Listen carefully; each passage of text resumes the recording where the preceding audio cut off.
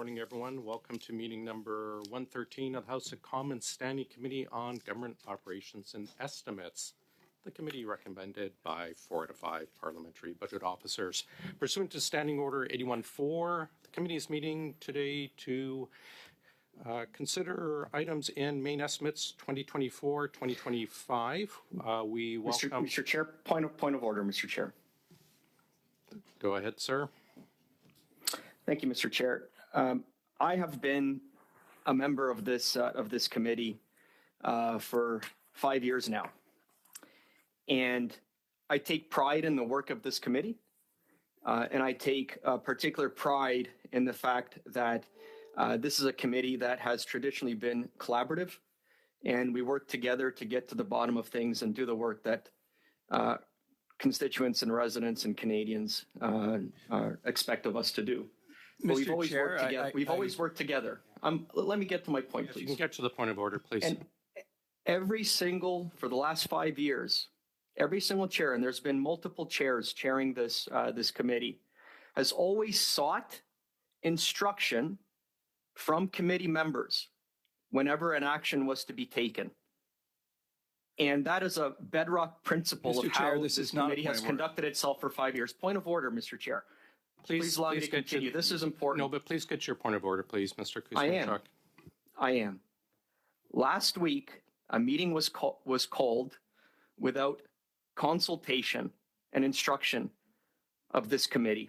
This week, we had 2 meetings scheduled without consultation or instruction or consent from this committee. A witness today was invited yesterday. We found out about this witness at 7 p.m. last night.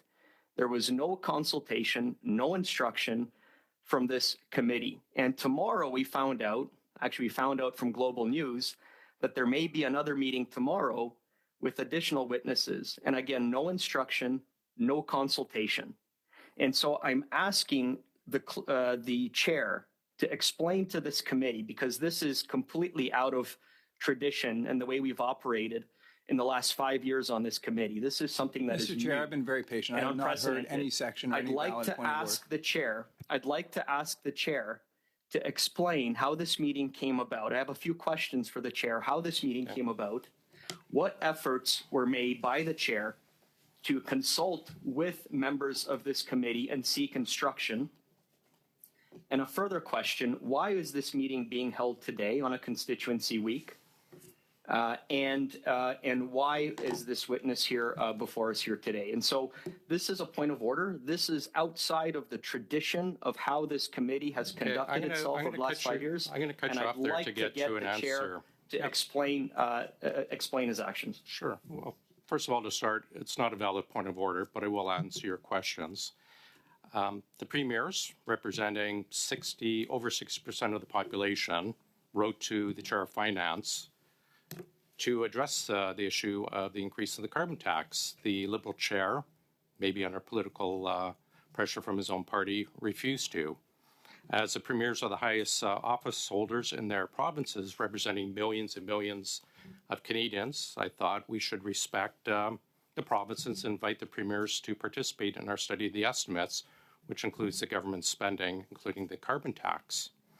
There's lots of examples of other chairs doing such things. It is the privilege and obligation, I think, of the chair to call meetings, and I did so.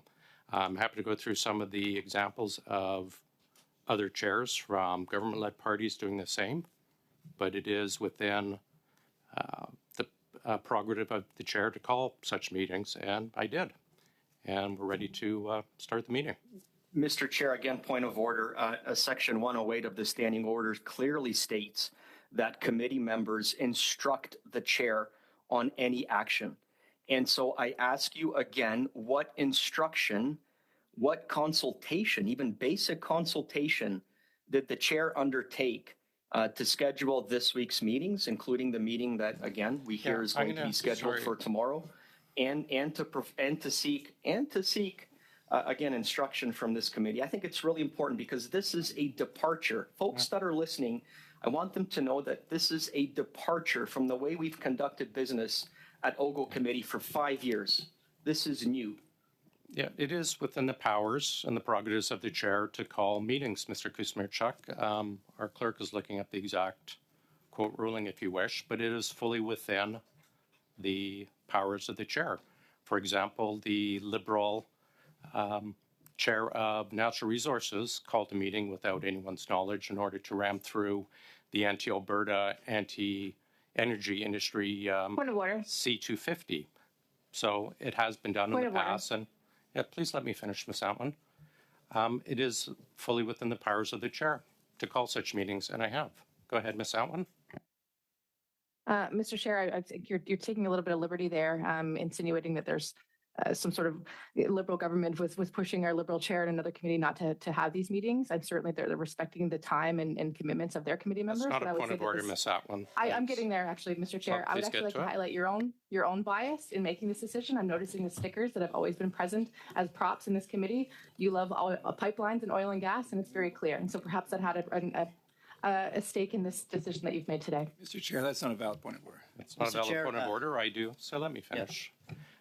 I do love oil and gas. If it bothers you, I will close my laptop.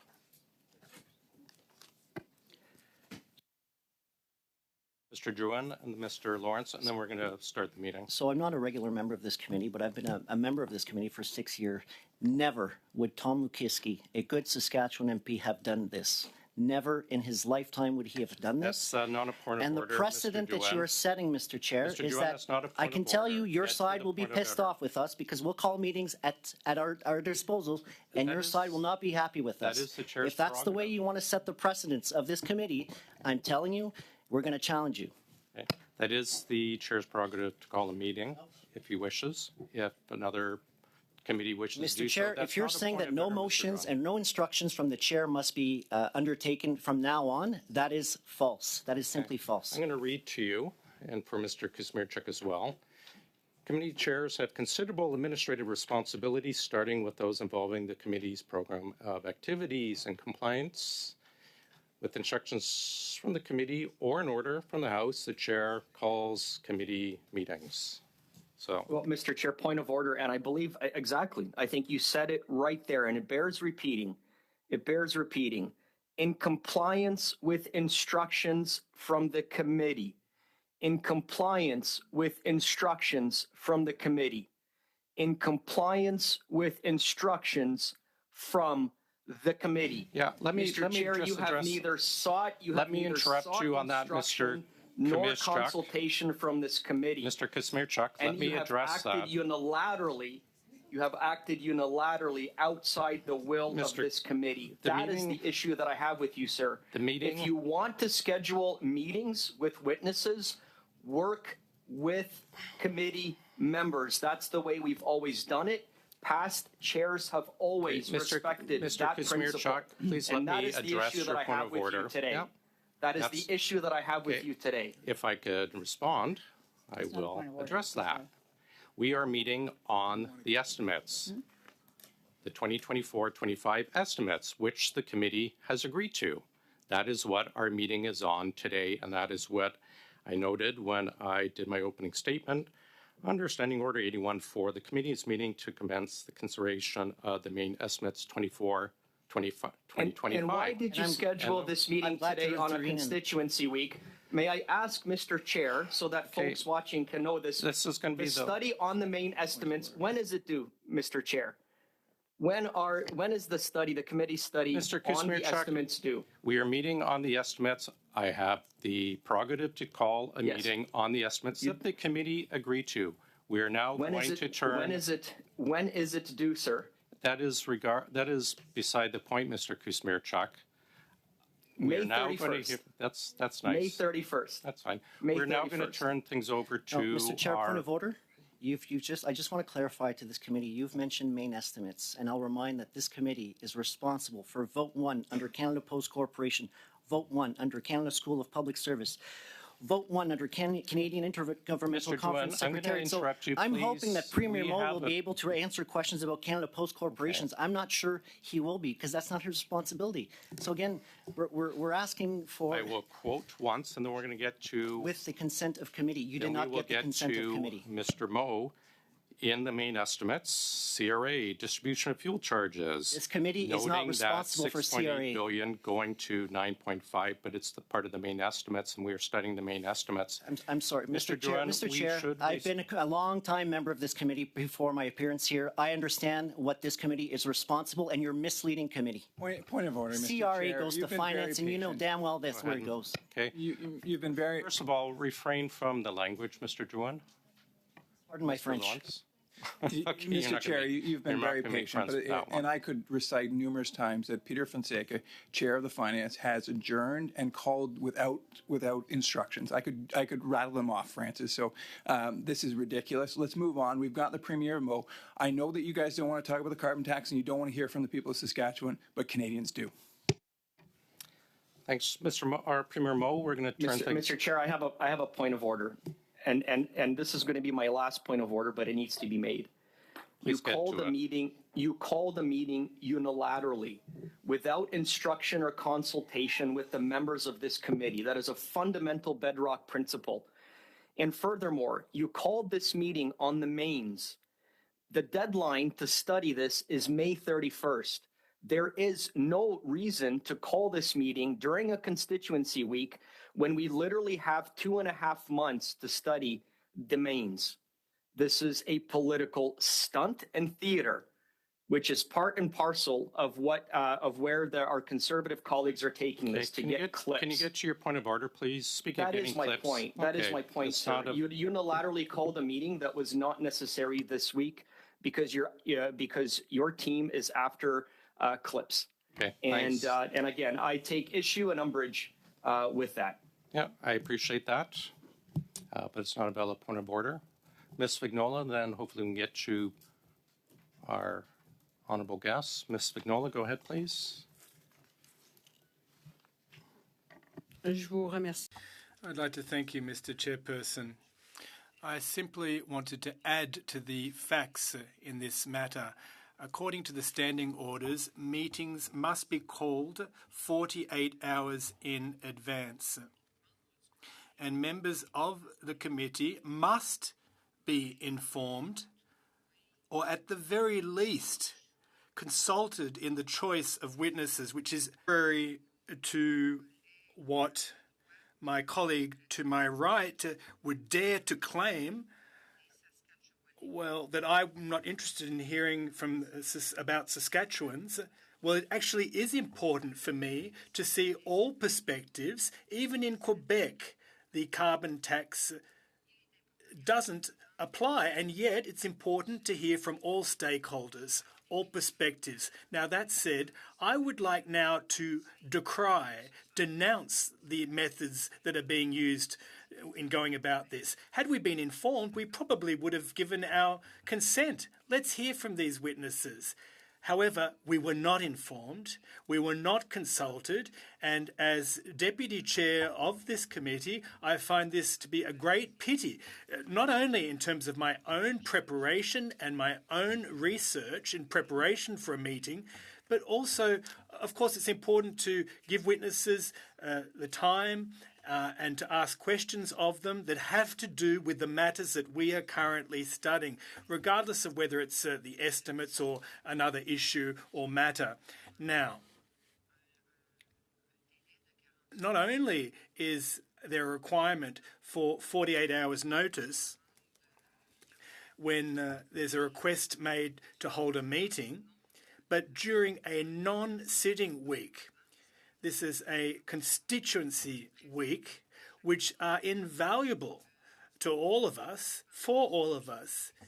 And, perhaps you're only thinking of the next election, but I think of my constituents in Port-Limoilou that want to see me, that want to meet with me, that want to talk to me about the situations that they're facing when it comes to employment insurance, seniors, retirement benefits, immigration issues. I have a huge number of people that are knocking on my door seeking my support, and that's just not possible in this instance.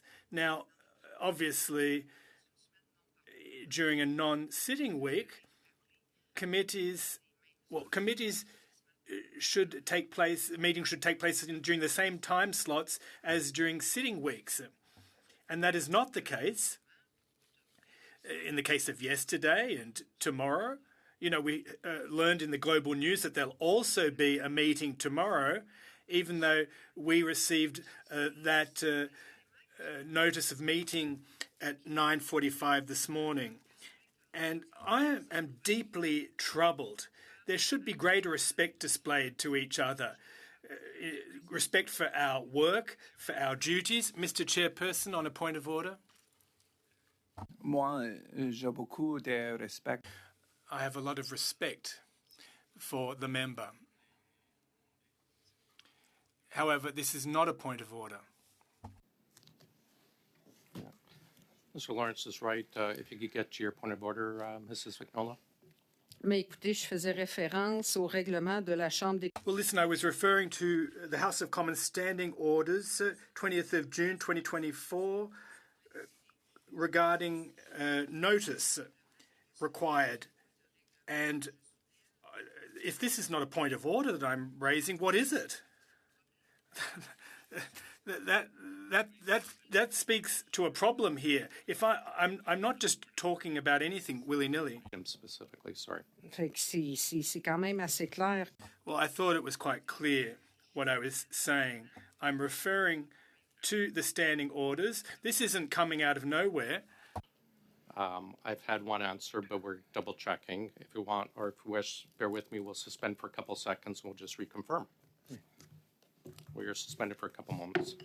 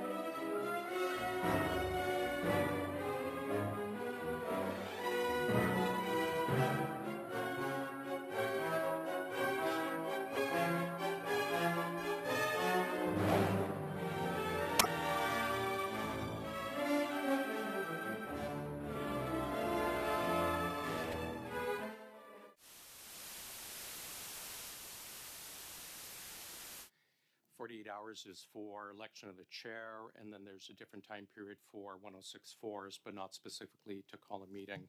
So, well, I appreciate your comments. We're going to proceed. Premier Mo, the floor is yours for Mr. 5 Chair, minutes. Mr. Chair, point of order. I've turned it over to Mr. Mo, our Premier Mo. Could you? This is about, Mr. Chair. This is about Standing Order 108, which you have not addressed here. That states, and again, I want you to address it to this committee, that states, in compliance with instructions from the committee or an order from the House, the chair calls committee meetings, decides on the agenda. Mr. Kuzmierczak, you have done none of those things. You have done none of those things. And it is a shame and a farce, as Madame Vignal has stated, get your clip in, Mr. Kuzmierczak, and then I will address this. That we have learned about tomorrow's meeting from global news as opposed from our chair. That is a farce. That is a farce. And it's a violation of the bedrock principles of the way that this committee has conducted its work over the last 5 years. That is shameful. It is shameful and disrespectful to the work of this committee. And as Madame Vignal has stated, we want to be able to prepare for our witnesses. We want to be able to have due preparation so that we can do the work that Canadians expect us to do. We have neither been provided any opportunity to consult. We've been provided no opportunity to provide instruction, and we have not been provided opportunity to prepare for this day. And that is on the chair. And you have not responded to Standing Order 108. I have responded to that, Mr. Kuzmierczak. It is, the committee has instructed me to hold meetings on the estimates, and that's what this meeting is on the main estimates. So I have ruled on that. We're now going to turn things over to Premier Moe for a 5-minute opening statement. Thank you very much, Mr. Chair. I trust you can hear me all right. But I do appreciate the very warm Canadian welcome to your committee here this morning. I believe it likely started with a request by myself and a number of other premiers to appear before the Finance Committee, and I believe that request still stands, and we hope to hear back from them. And I think this is an important conversation for each of us as elected members, as next Monday we are going to see the carbon tax increase to a level that was previously never committed to achieve. When at its introduction, and I think that's important for us to just think about the words that we should never say never in this nation. Never say never. And I was at that meeting many years ago in Montreal, where there was a commitment made to go to a $50 carbon tax, and since then what we've seen is commitments to go much higher than that. But I would point more recently to July 15th in 2020 to some statements made by our Bank of Canada governor, and I quote, "Our message to Canadians is that interest rates are very low and they're going to be there for a long time." He goes on to say, if you've got a mortgage or you're considering making a major purchase, or you're a business and considering making an investment, you can be confident that rates will be low for a long time. Again, I would say never, because so much has happened since that point in time, July 15th, 2020. What that did is really provide a confirmation bias for some poor policy decision and enhancing or advancing continued poor policy decision, taking the carbon tax from 50 to a committed 170 now and beyond, of which we will discuss here today. And our ask is to pause the increase that is coming on Monday, but also the development of clean electricity standards, clean fuel standards, which is really a second carbon tax, the methane 75 standards, which are unachievable, the oil cap. Mr. Chair, a point of order. I don't mean to interrupt the Honourable Premier, but I do have a point of order here. You are interrupting, though. Mr. Kuzmierczak, the Premier just has a couple minutes left. Could we let him finish? I am, but what I would like to, excuse me, Premier, I have a point of order. Sorry, Premier, let me interrupt you. I'll freeze the time. I'd like to speak on behalf of the Saskatchewan residents. Thank you, Premier, and we're eager to hear from you. I just have a point of order that I'd like the Chair to clarify. We have been asked to study, specifically, this committee has been asked to study about 12 vote ones, okay? Including the Canada Post Corporation, vote regarding the Canada School of Public Service. Could you get to the point of order, Mr. Kuzmierczak? Could you explain to us the relevance of the 12 votes that we have been assigned to consider? Because I don't see this particular subject matter connected in any way, shape, or form to the 12 votes that this committee has been asked to study. We are not the Finance Committee. We are the OGGO Committee. We have been asked to study 12 votes. I'm happy to answer that, Mr. Kuzmierczak. How does that relate to what we've been asked to study? Thank you. I appreciate that. We always allowed a very wide range of questioning on the estimates and the supplementary estimates. The carbon tax raise is included in the main estimates, and therefore that's part of it. So I'll allow our Premier Moe to continue. And very much, I think, important to Canadians, as this is one of the policies, and they are stacking, that is making life more unaffordable for not only Saskatchewan residents, but all Canadians as a whole. It's making industries less competitive. Those are industries that employ people in my community and quite likely in yours as well. And it is really showing no measurable impact when it comes to reducing emissions. And I would just point to the inflationary aspect of the carbon tax specifically today. And that was when the latest consumer price index came out. Saskatchewan today is at 1.7%, down under the 2% projected target that the Bank of Canada had hit, 1 full point lower than the Canadian average. And Statistics Canada had said specifically that was due to a decision that the Saskatchewan government made to remove the carbon tax from home heating. And so you can imagine what would happen to our CPI nationwide if we were to pause, first of all, and then remove the consumer carbon tax on Canadians. And I would say, where does this bring us today when we think about never saying never? Today, that same Bank of Canada over the last 2 years has increased our interest rates on 10 different occasions. Just this week, they have declared that Canada is in a productivity emergency. And I would say that we don't need to accept this moving forward. We can make changes. Never say never. there is another way, and Saskatchewan has been working towards that way for some time. The Bank of Canada had also indicated that there needs to be investment brought into our nation. We're second in the nation when we compare on per capita provincial investment today. We're up 25% last year, projected to be first this coming year with another 14% increase. And we need to, I think, all Canadians encourage just that investment, that competitive investment environment in each of our provinces and more broadly across the nation. There are opportunities for us then to take that investment in innovation and share it through commerce with the rest of the world, share it through Article 6 of the Paris Accord, for example, which this government signed and of which I worked on as environment minister with one of the previous environment ministers. Article 6, I think, is an opportunity for us to create policies that allow for that investment and then, in turn, share those investment innovations with the rest of the world through commerce by employing Canadians in my community and yours and utilizing some of the tools that we have, such as Article 6. And so there is another way. Never say never. And we need to ensure that we are looking at some of our competitive environment, those that are employing and creating wealth in our communities across this nation, to ensure that we're providing that platform to attract that capital investment, to attract those jobs, and ultimately to provide that opportunity for Canada to not be in a state where we're in a productivity emergency, but are in a state where we are leading the world with the productivity that we are experiencing as Canadians. That's traditionally, I think, what we all would like to achieve. And I hope that we would find some consensus on that today. And again, I wore my red tie in the spirit of collaboration. I wear it to our Council of Federation meetings where we come together as you know, from different political backgrounds and different political stripes. But we come together with an effort and an initiative to, you know, find a consensus on behalf of the Canadians that we collectively represent at that table.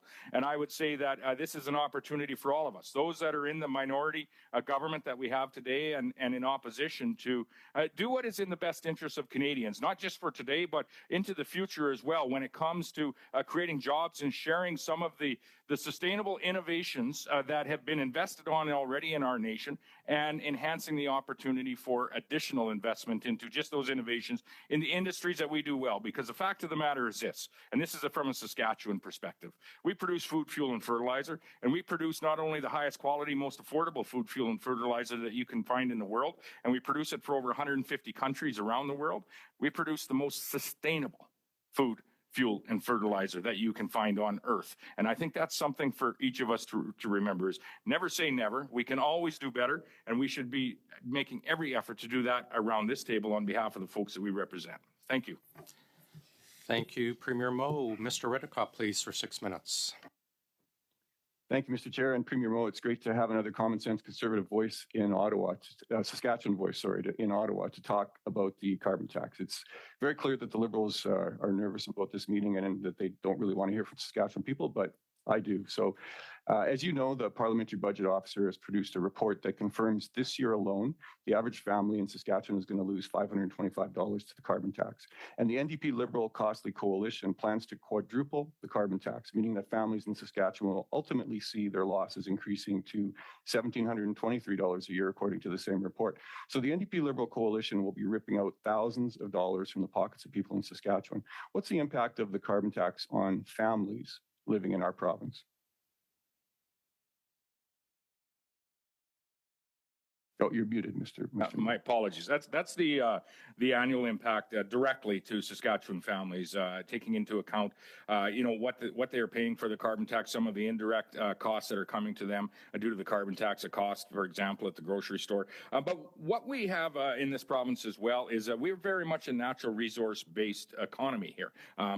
Rooted in agriculture, and we're trying to climb that economic value chain. We're trying to climb with respect to the jobs that we're creating, the opportunities and the market access that we're creating. For example, we're attracting investment into the canola oil industry so that we can provide canola oil as opposed to the raw seed. That's climbing that value chain. It's creating jobs here at home, and where the the carbon tax comes in addition to the direct impact to Saskatchewan families that I would put forward, drive more just because we are more geographically dispersed, in particular those families in the north. But it also comes into a significant impact in the jobs that are available here because industries are looking with, this is a hindrance for their investment. We have been able to attract significant investment in spite, I would say, of this hindrance, not in any way because of it.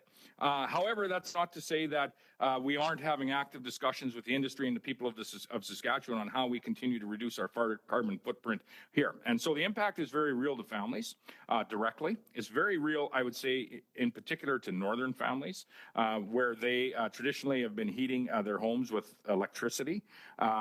They are seeing some solace and savings in that with the recent decision that the provincial government has made here. And we, again, extend to the federal government the opportunity to extend their decision around home heating fuel to all Canadians and all types of heating fuel.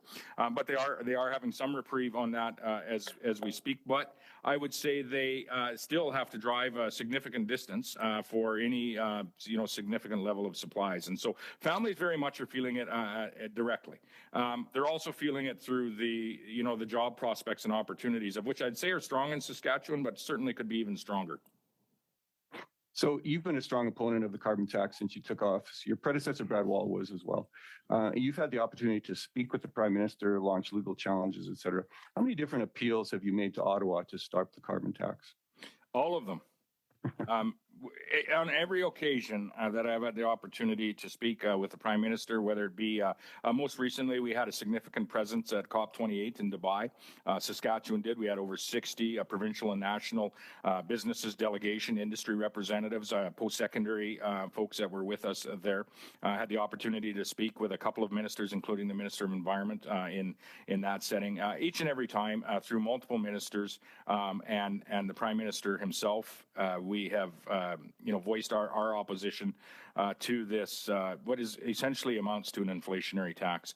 My predecessor, at the very early days of its introduction, and I remember it well because I was Environment Minister at the time, I was in Montreal when the Prime Minister raised to his feet and introduced this tax on Canadians. I believe it was October the 3rd, 2016, if I'm not mistaken.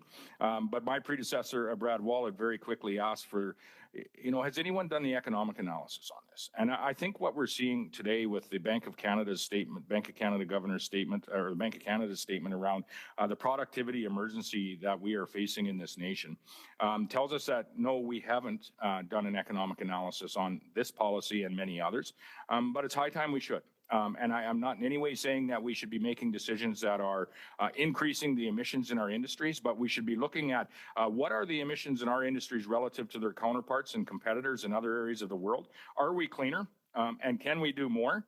And in the meantime, we should ensure that we are making every effort to make our cleaner products available to the world, displacing some of those dirtier products that are produced in other areas. And I think if you accept the fact that climate change is real, if you accept the fact that climate change is a global challenge, not just one in Saskatchewan or even Canada for that matter, we need to work together with our national partners on achieving global solutions. So as you know, the federal NDP has been a strong supporter of the carbon tax, and they voted to support this Liberal government every time, including a couple of times last week. As Premier, how do you feel about an NDP party that supports this hurtful carbon tax and is seemingly against our farmers, against our oil and gas producers, and just not willing to listen to the pain of everyday folks in Saskatchewan? It's disappointing because we have a provincial arm of that NDP party here that opposes Saskatchewan's wishes to remove the carbon tax, the consumer carbon tax off of Saskatchewan families, and ultimately the cost that it instills on the industries that are employing those very same families. When it comes to oil and gas, for example, and I'm happy to say that if the rest of the world produced oil and gas like we do here in Saskatchewan, the similar type products, global emissions from oil production would drop 25% overnight. That hasn't come about easily. That has come about by investment in the Saskatchewan energy industry, investment in methane reductions. And so the 60% methane reductions that were put forward a couple of years ago, our oil industry was actually able to meet them. They cannot get to the 75%. That will close down significant parts of the oil industry. I have to cut you off there. Thanks. Mr. Kuzmierczak, please go ahead, sir. I believe it's Charles. Mr. Sousa, go ahead, sir. Thank you, Premier, for being here today. Can you advise this committee, when were you contacted to appear before us today? You're on mute, sir. My apologies. We have moved away from most of the online stuff, but I do appreciate the opportunity. I don't know if I was contacted or if I had had a discussion with another premier or two about our request was actually to appear before the Finance Committee. We've not heard back from the Finance Committee at this point in time. So I guess I was contacted. I can't say exactly when. I can find out, though. Did you have discussions last week about this? This past week. What day is today? Okay, that's fine, Mr. Spider. Yeah. Keep in mind that the people of Saskatchewan, the tremendous work they do is greatly appreciated. All of Canada has to stand united in terms of improving our economy, supporting trade, initiating competitiveness, and fighting climate, and ensuring that we lower overall emissions to support a green economy. And I think you've said that in so many words. And you've reaffirmed that it's important for us to stand united. And of course, the federal government has also invested $100 million or so in the Potage mine, and we recognize the importance of regional economic growth for the benefit of all of Canada. Premier, you applauded the Supreme Court of Canada's finding in the Federal Impact Assessment Act. You recognize the jurisprudence of the Supreme Court of Canada? Most certainly, we do. And you encourage Saskatchewan residents to also abide by the laws you put in forth, like the sales tax that you've increased, the fees that you've imposed. You want your residents to pay their taxes. You don't want them breaking the law. Is that correct? 100%. We have a sales tax 3% lower than where it was under the New Democrats, yes. And so we want to make certain that everyone abides by the law. You're a man of law and you're a man of order. The Supreme Court also found that the federal pollution pricing system is constitutional. And I know you're disputing it and you're going forward, and that's appropriate. But do you recognize the top court of this country when they make their decisions, sir? Certainly, and we expect these decisions to end up in a similar court at some point in time. You've already stated that you do want to lower emissions, correct? You want to see Canada and Saskatchewan. You're the former Minister of Environment. You see the benefit? I would say Saskatchewan's already participating in the lowering of our emissions. And there probably is a pricing system, a carbon trade within some of your major polluters now. I know in Ontario, we instituted a cap and trade back in 2017, 16, when I was Minister of Finance, to try to find a pricing system to exempt Ontario from the alternative, which is the federal program, which they're encouraging us to do to initiate and support the green economy and enable us to be competitive and abide by international laws, because, of course, our farmers and others are competing out there. We want them to do well. Did Saskatchewan ever consider an alternative system? Yes, we did. All of them were costly to our industry, as is the federal backstop that we're experiencing now, as well as costly to Saskatchewan families.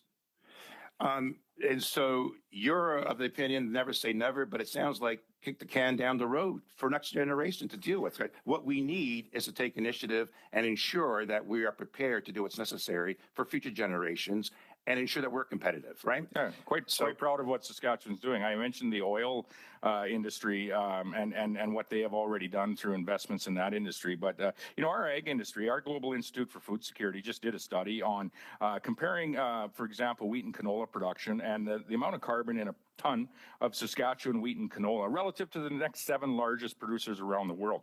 64% lower carbon content in a Saskatchewan ton of wheat and canola than the next 7 producers. When it comes to field peas, that's 92% lower. So I would say, with all due respect, Saskatchewan industries are most certainly doing their part, and we're going to continue to. And I applaud the efforts that the people of Saskatchewan are taking to move forward. We appreciate that. Sir, before I go on to my next point, sure. Can you provide this committee with some documents as to how you came to be here, like your schedule and who it was that was contacting you and when it was contacted in order for you to appear today? Can you do that? If the committee feels that's of relevance, it is. What I would ask also is maybe this committee would encourage the chair of the Finance Committee to allow the premiers that's the original request to present at that committee as well. And by all means, think it's important. Provide both. That'd be great. Chair, I'd like to move forward a notice of motion at this point, and I'll have it translated into French, and it reads as follows: that when the committee undertakes to invite witnesses, that a witness list submission deadline be set by the chair with explicit consent of the committee. B, witnesses be invited proportionally to each recognized party standing in the House. And C, no such witnesses be invited without instructions of the committee. This is, I'm moving this motion forward. Point of order. I want to clarify if the member was moving the motion or actually giving notice. I'm moving I'm moving the motion. I'm sorry. Point of order. Yeah.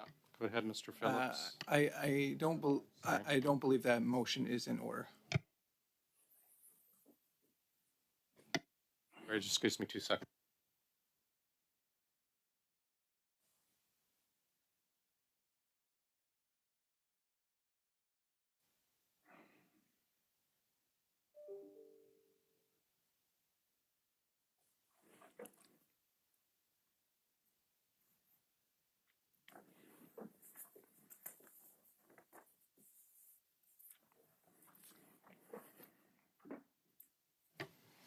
Thanks, Mr. Sousa. So I assume that you're moving it as a matter of hand motion, which I don't believe it's a matter of hand, so I'm not going to rule it in order, Mr. Sousa. Mr. Chair, I would like to challenge that. I mean, right now, there's been methods That's fine. made. If you wish to challenge the chair, I do wish to challenge it and move forward the motion and explain why. I mean, there's been instances that we've already noted this earlier before the meeting that unilateral decisions are being made, decisions to move meetings and witnesses without notice to us. It's impacting on members' privilege. It's also disrespecting some of our members. It's a violation of our. And so, Mr. Sousa, I'm going to interrupt. We will go right to the. Yeah, we'll go right to it. I'm advised by the clerk it's treated similar to a dilatory, so there's not a chance to speak on it. But we will go right to the vote on it, Mr. Sousa. Mr. Clerk. Shall the decision of the chair be sustained? Ms. Atwin. No. Mr. McKinnon. No. Monsieur Drouin. No. Mr. Kumarczyk. No. Mr. Sousa. No. Mr. Chambers. Sustain. Mr. Lawrence. Yes, sustain. Ms. Crump-Newman. Yes. Madame Vignola.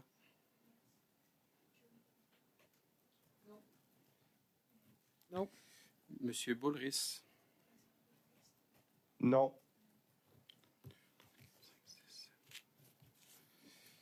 3 yeas, 7 nays. So the motion, I don't believe it's valid, but we will debate it. Just give me 2 seconds, so I need to check something else with the chair. So bear with me 1 second, Mr. Sousa.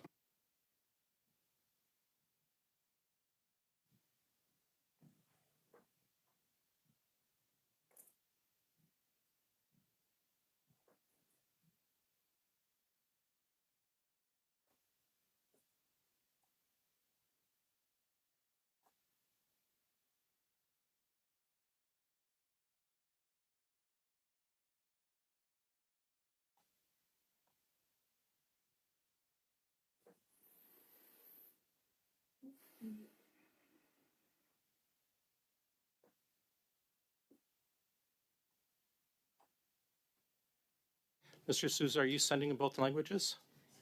Oh, yeah. I got it. Yes, we are. Colleagues, there is a procedural thing with this that we have to go over with the analysts and the chair, so I'm going to suspend for a few minutes while we take a look at this. Just bear with us a couple minutes. Premier Moe, I apologize. Bear with us a couple moments.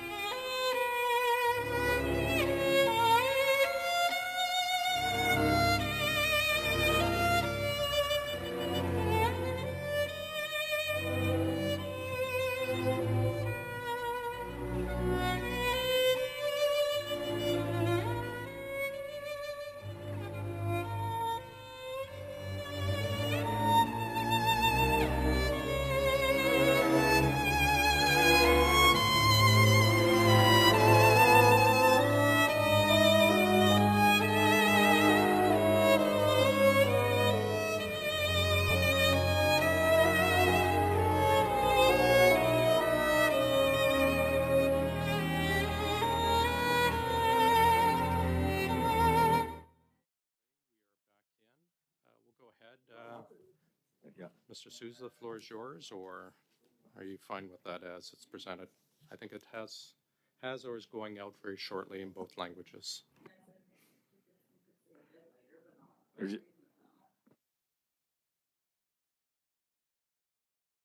we ready just to move to a vote on it, colleagues? Do we need to vote on it? I'm sensing, I see nodding heads all around. On division? On division? I request a recorded division. Sure.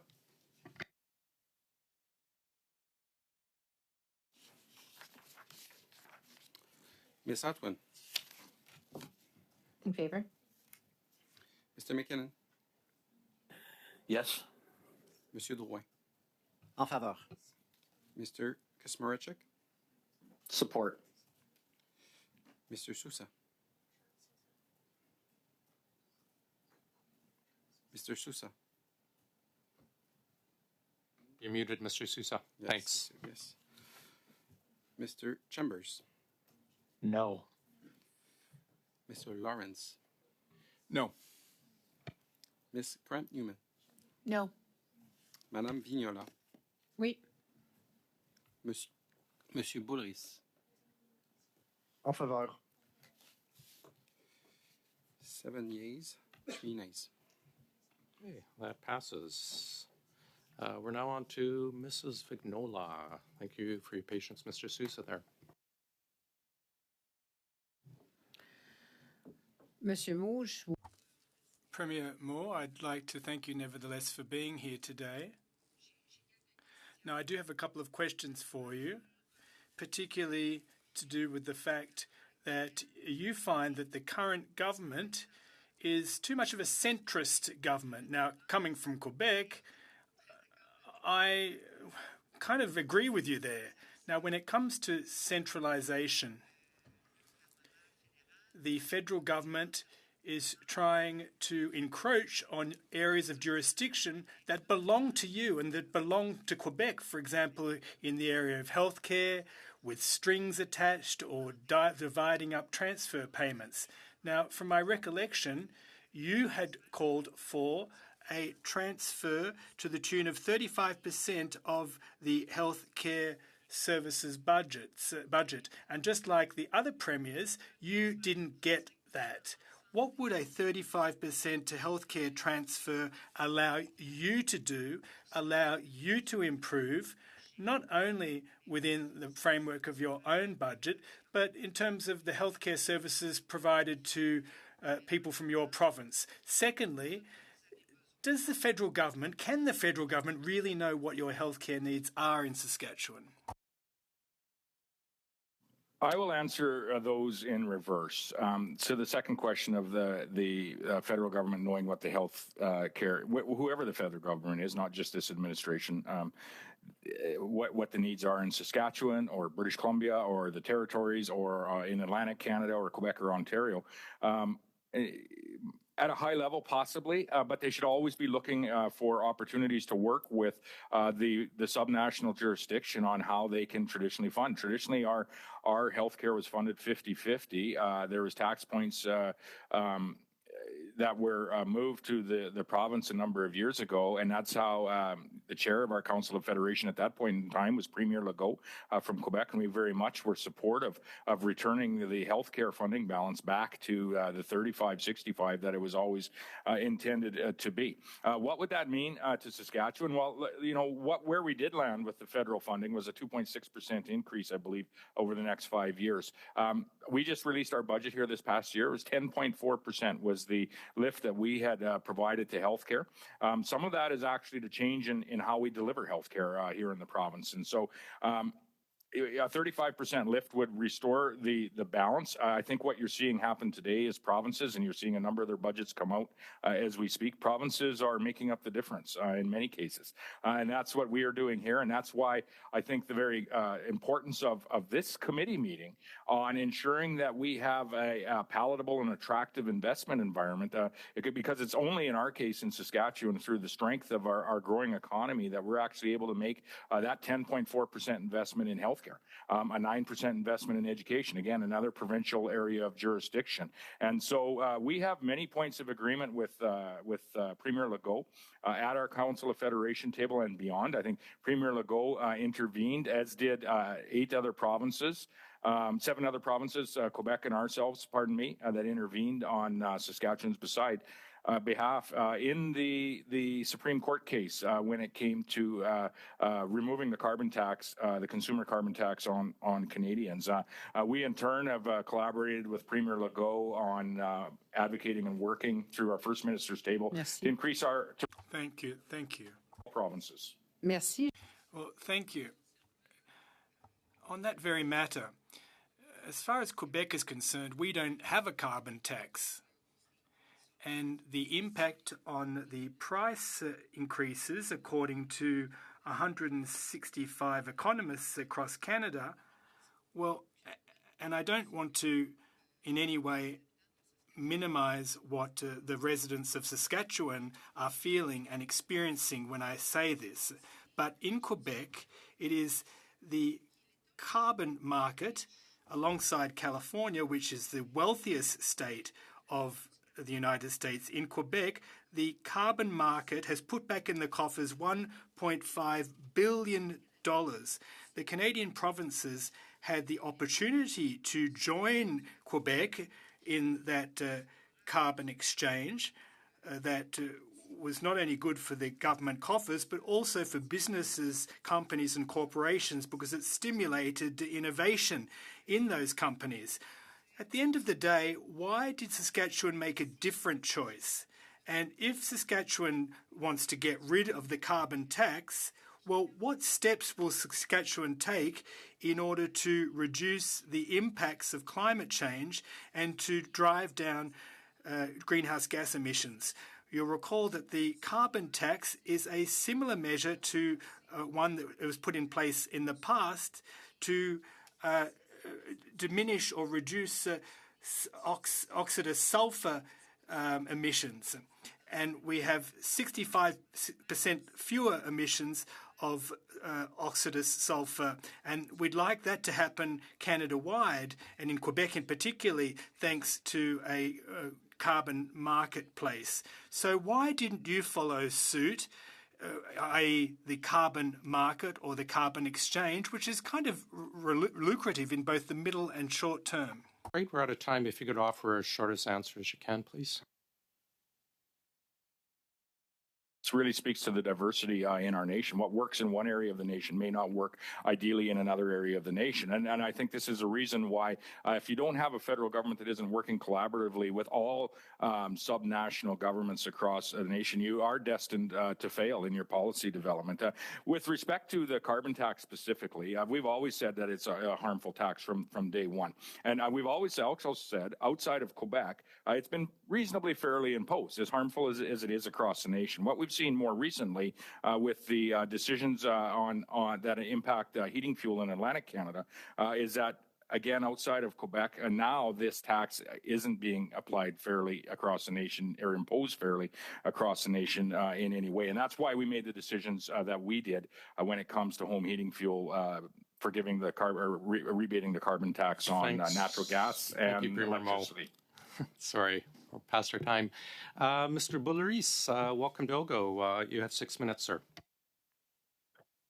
Merci beaucoup. Merci, Monsieur le Président. Thank you, Mr. Chairperson, and thank you to our guest. I'm very glad to have an opportunity to speak with the Premier of Saskatchewan today, even though I still don't really understand how it turned out that he's appearing before this committee when we're supposed to be turning our attention to other issues, i.e. the estimates. But given that he is here, I'll take this opportunity. Premier Moe, you'll agree with me that climate change is having increasing impacts on communities, many of your communities in Saskatchewan that over the recent years have experienced substantial forest fires. There's an increasing number over time. It has an impact on public health and on the evacuees that have had to leave their homes. In 2023, your province had thousands of forest fires, which is far above the 150 average.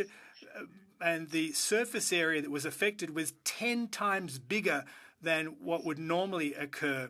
And the skies were smoke-filled for days on end, and folks had difficulty breathing.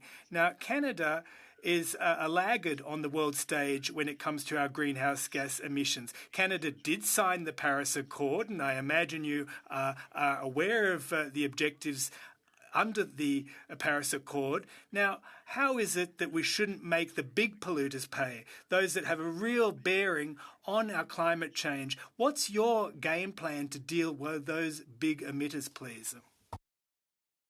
Well, I would first of all say the average forest fires in Saskatchewan is 300, not 100 or 150. And we had 450 last year, and we experienced some rain that helped us out immensely. Alberta and northwestern British Columbia had a much more challenging year. Yes, climate change does impact weather, which we're experiencing, I think, in fairness, all across the nation and around the world are experiencing to some degree.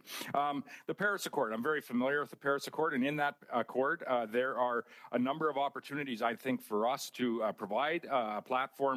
Let me back up. I don't agree that Canada is a climate laggard, and I certainly don't agree that Saskatchewan is a climate laggard. I think Saskatchewan and Canada are leaders when it comes to developing industries that are reducing emissions with innovation, and then sharing those around the world. And again, I said through the Paris Accord, there was Article 6, the internationally traded mitigation outcomes option, of which I would hope that this, and I would encourage this federal government to act on and to work collaboratively, for example, with the Saskatchewan agriculture industry.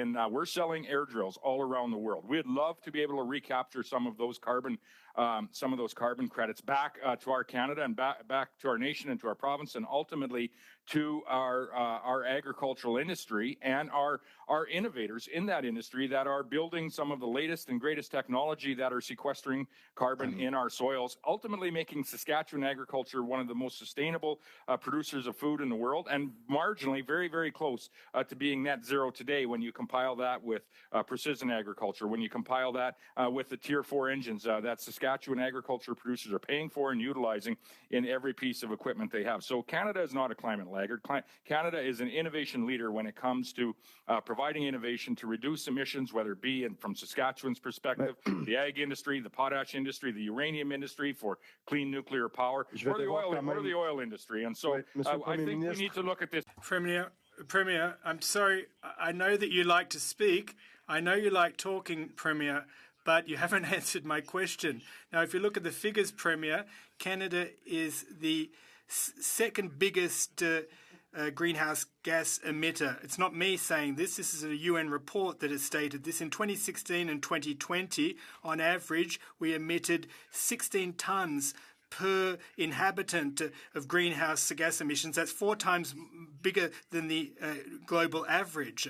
And we are a far cry from meeting the UN's climate objectives. How are you going to make the big polluters pay for what they are responsible for in terms of climate change? You circumvented the question, you waved your magic wand, and you think that with giant vacuum cleaners you're going to be able to sequester greenhouse gas emissions. But what about the people you represent? How are you going to protect them from climate change?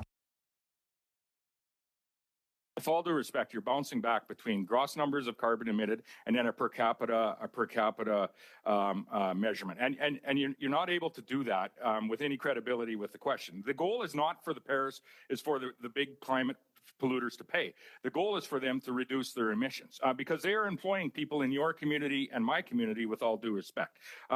Per capita emissions is the wrong metric to use, and I would encourage everyone at this committee and across government to not be using that metric. If you want to use that metric, Saskatchewan is the largest per capita exporter in Canada and one of the largest per capita exporters in the world. And so what we are producing, yes, it is emitting global emissions, but we are providing that food, fuel, and fertilizer, the cleanest food and fuel and fertilizer, to over 150 countries around the world, and we are displacing, in the case of potash fertilizer, for example, it's 50% lower in its carbon emissions per ton produced.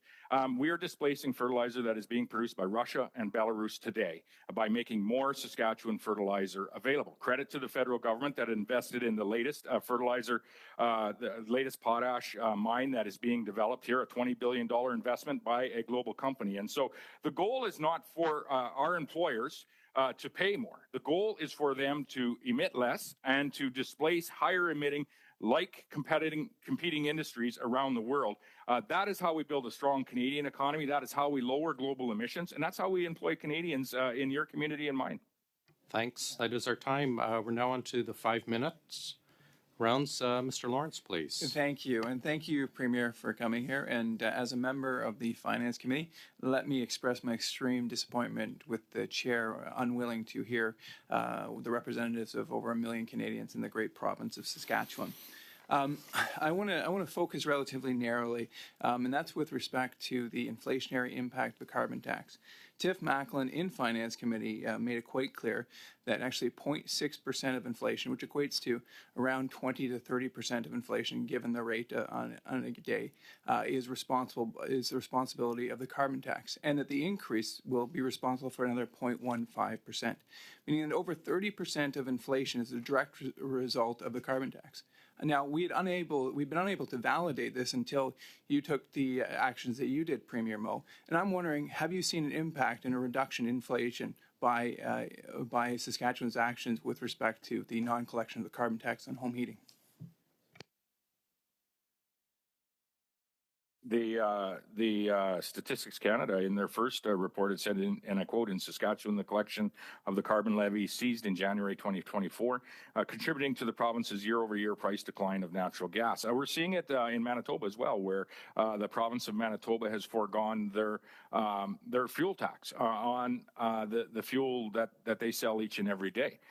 What you're seeing is the CPI is lowering in Manitoba as well. And so my question to this committee would be, if we were to lower, not increase, but to lower or eliminate what will be 17 cents per liter of fuel charged to all Canadians coming this Monday when they fuel their vehicle up to take their children to soccer, or to hockey, or to whatever sport or school that they might be going to. What do you think that would do to our consumer price index across the nation? We'd likely achieve our 2%. We're at 2.7% now. And I think that would be positive, and it would give the Bank of Canada the opportunity, hopefully, to start to lower the interest rate, start to solidify that certainty for investment, both foreign and domestic, into Canadian communities and Canadian industries, which, again, I would allude to are the most sustainable in the world. The Saskatchewan story around the most sustainable food and fuel and fertilizer that we produce and provide to the world is Ontario has a parallel story. Quebec has a parallel story. This is the story that we told when we went to COP28 in Dubai. And this is a story that we would encourage each of you as federal members representing Canadians, all of us collectively representing all Canadians, to share at every opportunity. We are not climate laggards in this nation. We most certainly are innovators and leaders when it comes to addressing the challenges that we might face globally. Thank you, Premier Moe. So just to summarize, and I'll pass over to my colleague, is that in the Bank of Canada, Tiff Macklin, the governor of the Bank of Canada, said that we would see a third reduction in inflation. And we've actually seen that in the province of Saskatchewan, as the rate nationally is 2.7, and the current rate in Saskatchewan is 1.7%. So we've had this validated, which, as you said, if the lower inflation means the lower interest rates go, which means we have more investments, which can enhance our productivity, which can make all Canadians more prosperous. I am just shocked that Liberals want to keep Canadians poor. Thank you. The opportunity we have is to remove the consumer carbon tax on all things for everyone. That would reduce our inflationary effects that we're feeling when we fuel our vehicle up 17 cents a liter there. That same 17 cents a liter is being paid for the truck that is bringing that vehicle to our grocery store, and so and the fellows that are producing it. And we see that in Saskatchewan as well, not with their direct fuel, but with some of the other fuel sources that they're using in transporting that food. So it is a challenge. And I think, as you can tell, I feel there is a much better way for us to work collaboratively, whether that be across party lines or across, subnational jurisdictions in the nation, if that may be, to really provide the Canadian way on leading the global conversation around climate change. Perfect. Thank you, Premier Moe.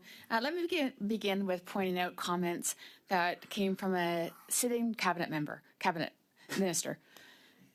Minister of Rural Economic of Canada, Goldie Hutchings. She suggests that a discussion that we'll have down the road when we know that this one is working. But I can tell you, Atlanta Caucus was vocal with what they've heard from their constituents, and perhaps they need to elect more Liberals in the Prairie so that we can have the conversation as well. She directly linked the prospect of carbon tax carve-outs to voting Liberal. How, Premier Moe, has this changed your relationship with Ottawa? And has it given you and your Prairie colleagues confidence that Ottawa is acting in good faith when it comes to the carbon tax? In about 10 seconds, Mr. Moe, or Premier Moe, sorry. Well, I don't think there are going to be very many more Liberals elected in Saskatchewan anytime soon. The fact of the matter is this is disappointing, but it does stack on a number of disappointing items. Listen, our relationship with the federal government is issues-based and policy-based. We don't agree with this policy, and we don't agree with those statements. Thank you, Premier Moe. Thank you, Mrs. Cramp-Newman. Mr. Durin, welcome back to OGGO after a lengthy absence. Thank you, Mr. Chair. Premier Moe, as my father always taught me, when you point the finger, there's always three fingers pointing right back at you. And I know that you haven't reduced your provincial sales tax or removed the provincial sales tax on heating, but I don't want to get into that, but I know for a fact that hasn't been done. I know that you haven't reduced income taxes. I've looked at year 2023 and year 2024. It's the same. And I know that it's important to talk affordability, but we have to, if you're going to point the finger at us, I think it's important to recognize that you also need to do something. Now, yesterday, the Prime Minister asked you to come up with a credible plan that will respect our Paris Accord. And you've said something today, which I'm shocked, to be frank. You're against the clean fuel regulations. Do you have canola farmers in Saskatchewan? Yeah, certainly. We have, we'd likely be one of the largest canola producing jurisdictions in the world, and are advancing that into ultimately climbing that value chain with canola oil. And significant investment, I would say, in canola oil manufacturing. The conversation around the carbon tax has been part of that investment challenge, I would say, but we are finding our ways through that. Are you aware as to why they've made those such investments into Saskatchewan? And do you know why the Canola Growth Council, the Canola Council of Canada, Canola Growers of Canada were all supportive of the clean fuel standards? Do you understand that? Do you know why? Because potentially they would use some of that oil to reduce the emissions in the gasoline that we are burning or utilizing, that families are burning across Canada. And there is some of that conversation that is happening. However, I think there is a much more collaborative path forward on what will actually be achievable in this space. This is going to cause the cost of gasoline to go up for families. We are in the process as well at looking at, should we be a feedstock of transitioning really a food product to a fuel product for places that are already have the clean fuel standard in place, like California, for example. And so that is an ongoing conversation, not in all states throughout the U.S., but an ongoing conversation in Canada as well. But in order to develop the local market, that clean fuel standard is the regulation that allows canola farmers to sell more products for fuels. That's an important policy. That's why they've been so supportive of this particular policy. Now, I want to go on to, you said you've participated to COP28. I'm assuming that you're in favor of international trade? Yeah, absolutely. We trade with over 150 countries each and every year, export to them, provide them with food security and fuel security. And I'm assuming that you're also aware that many countries across the world, whether it's Europe, the UK hasn't made this recent announcement. You know what a carbon import tariff is? I am aware of what a carbon import tariff is. So do you know what the impact, if Canada does not have a price on pollution, how devastating that would be for our farmers in Canada, in Saskatchewan? I know that we have a federal government that should be engaging proudly on behalf of the industries that are employing not only Saskatchewan residents, which I would remind everyone are Canadians as well, but all Canadians with respect to what we are doing in our industries today. As I said, the Saskatchewan story is not only in Saskatchewan. Every province has a story about what they are doing, how they are reducing their emissions in the industries that are employing people, creating wealth. And I would ask respectfully our federal government and all of those involved to take that story abroad. That's what we did at COP28, and that's what we continue to do through our 10 trade offices, provincial trade offices that we have that work alongside our High Commission offices and our ambassador offices around the world, including one in London and one in Germany representing the European Union. No, and I certainly support the work that Saskatchewan farmers are doing. I've been to their farms. They are innovators. The University of Saskatchewan is doing some great work in terms of being able to measure that particular output. But I'm afraid that if we don't put a price on pollution, then we are not going to be competitive in our exports market, because eventually what's going to happen is that jurisdictions that do not have a price on pollution will be slapped with an import tariff. I don't see how that could be advantageous to our Canadian farmers. Yeah, I rival that concern with the federal government making these policy decisions that are going to put our national and I would say our continental food and fuel security at risk. And that is exactly what we saw happen. And that's why I'm pleading with you to come up with a regional plan that makes sense for Saskatchewan. Absolutely. If you want to exempt farmers, that's up to you. But a regional approach is much better than a federal approach. The Prime Minister asked you to come up with a plan, so I'm pleading with you, come up with a plan that makes sense for Saskatchewan farmers. Thank you. We did. Thanks. That is just past our time. Mrs. Vignola, go ahead for 2.5 minutes, please. Merci beaucoup, Well, thank you very much again, Mr. Chairperson. Now, earlier you said that the carbon exchange was perhaps not an effective initiative for Saskatchewan. It's just been great for Quebec for the past 25, 30 years. I could tell you about childcare, the anti-scab legislation, and a whole host of things. But that said, do you feel that Toronto's trade exchange is bad for Saskatchewan, the New York one, the Toronto one, and I'm trying to establish a link here with the carbon market. In a sense, it works in the same way, and it would make Saskatchewan bring in substantial amounts of money for both Saskatchewan and the federal government without hurting the rest of the economy, as you alluded to in your opening remarks. Are you against stock exchanges?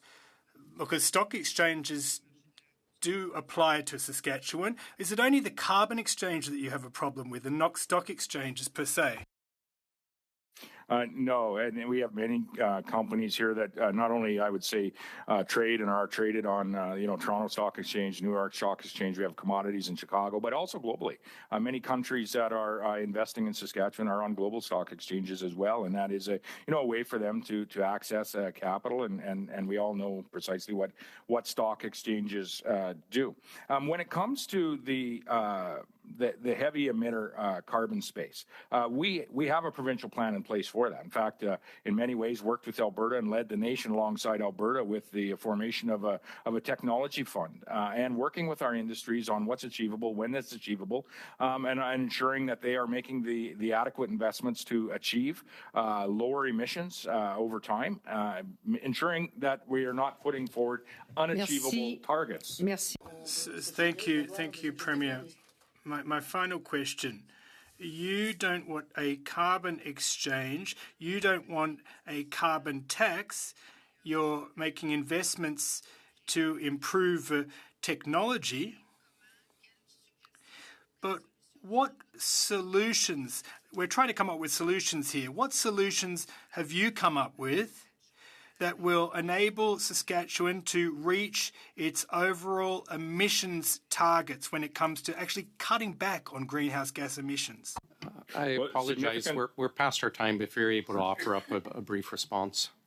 significant solutions in the nuclear space when it comes to our electricity grid, significant solutions in trading through commerce, innovation in our ag industry, which I said is the most sustainable in the world. Same goes for oil, same goes for potash, and the opportunities through internationally traded mitigation outcomes to capitalize on trading carbon credits back and forth globally through that system. And so we have the Provincial Tech Fund. We have a fund set up that our industries can access to invest in reducing their carbon footprint. But I would say that they are doing so anyways on their own. And we continue to set targets with them through our our output-based emitter program, provincially put forward that we have here. And they're doing a very good job when we compare them to their global competitors. Thank you very much. Mr. Boulris, please, for 2.5 minutes. Merci beaucoup, Monsieur le Président. Thank you, Mr. Chairperson. Premier, you've used arguments that we've heard bandied around about in the past, i.e. that when we reduce pollution by unit of production, well, then we compare well with other countries such as Russia and Venezuela. But that's a red herring most of the time, because if we reduce pollution in that way by, say, 15%, and yet there's an increase of over 50% in overall pollution, well, the upshot of that is greenhouse gas emissions are up. And that is contributing to climate change, forest fires that are threatening your own communities. So reducing the density of pollution by unit of pollution doesn't really mean that much. Now, you said that the price on carbon is being borne by consumers and individuals. But what solution would you come up with when it comes to pricing carbon for companies and corporations? We have that solution in place with our output-based heavy emitter fund. They pay into a tech fund, and they're able to access those dollars for investments in innovation. And like I said, they're going far above accessing just that fund for investments in innovation. They're making their own. I haven't put forward any arguments. I've put forward facts. When it comes to buying something globally, you'll have an ingredients list on the side of your box, and you'll have a price tag on it. I would say put a carbon content piece on that box as well. When you are purchasing oil that might be made in Saskatchewan and on your fuel pump, you should know that since 2015, we've reduced the emissions 65%. That's very real. If the rest of the world did that, global emissions down 25% overnight. If you're producing a granola bar or a wheat product or a canola oil product, 64% lower carbon in a Saskatchewan-based product, Saskatchewan-produced product versus somewhere else in the world. By buying that product, you are making the sustainable decision of buying a lower carbon product. The same is true when you buy potash fertilizer made in Saskatchewan. Not only would I say that it is very arguably more ethical than other places in the world, but it's had half the carbon content per ton. And you are doing right by providing that fertilizer for your farmers. You're doing right because it's cost competitive. It's it's a high grade quality, but it's the most sustainable product that you can buy in the world. And if you truly do care about the environment, you should buy your products from Saskatchewan, and I would say equally, you should buy them from Canada as well, because we are doing the right thing, whether it be in industries, whether it be in families, whether it be in communities. We are making every effort to reduce our footprints, and we're doing it and can do it without a federally imposed carbon tax, I would put forward. Thank you, Premier Moe. Mr. Barlow, and then Ms. Atwin to finish. Mr. Barlow? Thank you very much, Mr. Chair, and thank you, Premier, for being here. First, I want to say congratulations on the economic output of your agriculture sector in Saskatchewan. I see it exceeded $2 billion in exports again last year. And I just want to put the numbers are quite staggering, as you talked about, in terms of the production from Saskatchewan and the impact it has not only on Saskatchewan economy, but Canada. When Saskatchewan exported 91% of Canada's chickpeas, 88% lentils, 80% of Canada's durum wheat, 67% of Canada's dry peas, and more than 50% of Canadian production of canola, barley, oats, and canola oil comes from Saskatchewan. When you see that kind of output, what impact does Saskatchewan's agriculture sector have not only on Saskatchewan's economy, but Canada's economy? I just say you said $2 billion in exports. It's $20 billion in ag exports, $50 billion in total exports from Saskatchewan. And to Mr. Bullery's question earlier, that makes us the highest per capita exporter in the nation. And we are exporting the most sustainable products that you can find on Earth. And so the carbon tax does have an impact on each of these industries, a very real impact. And I'd say an impact on the families and people that work in these very industries as well, as we've discussed over the last period of time. But I would say that there's a larger problem looming when it comes to the investment attraction in order for us, and our goal is to continue to expand these industries out to produce more of the sustainable goods that we produce make those available to the world. We need to attract investment to do that. When you look, for example, at primary agriculture production, and you listed what we produce there, and it's the spinal cord of the Saskatchewan economy. Every community in this province is dependent on it in some way, directly or indirectly.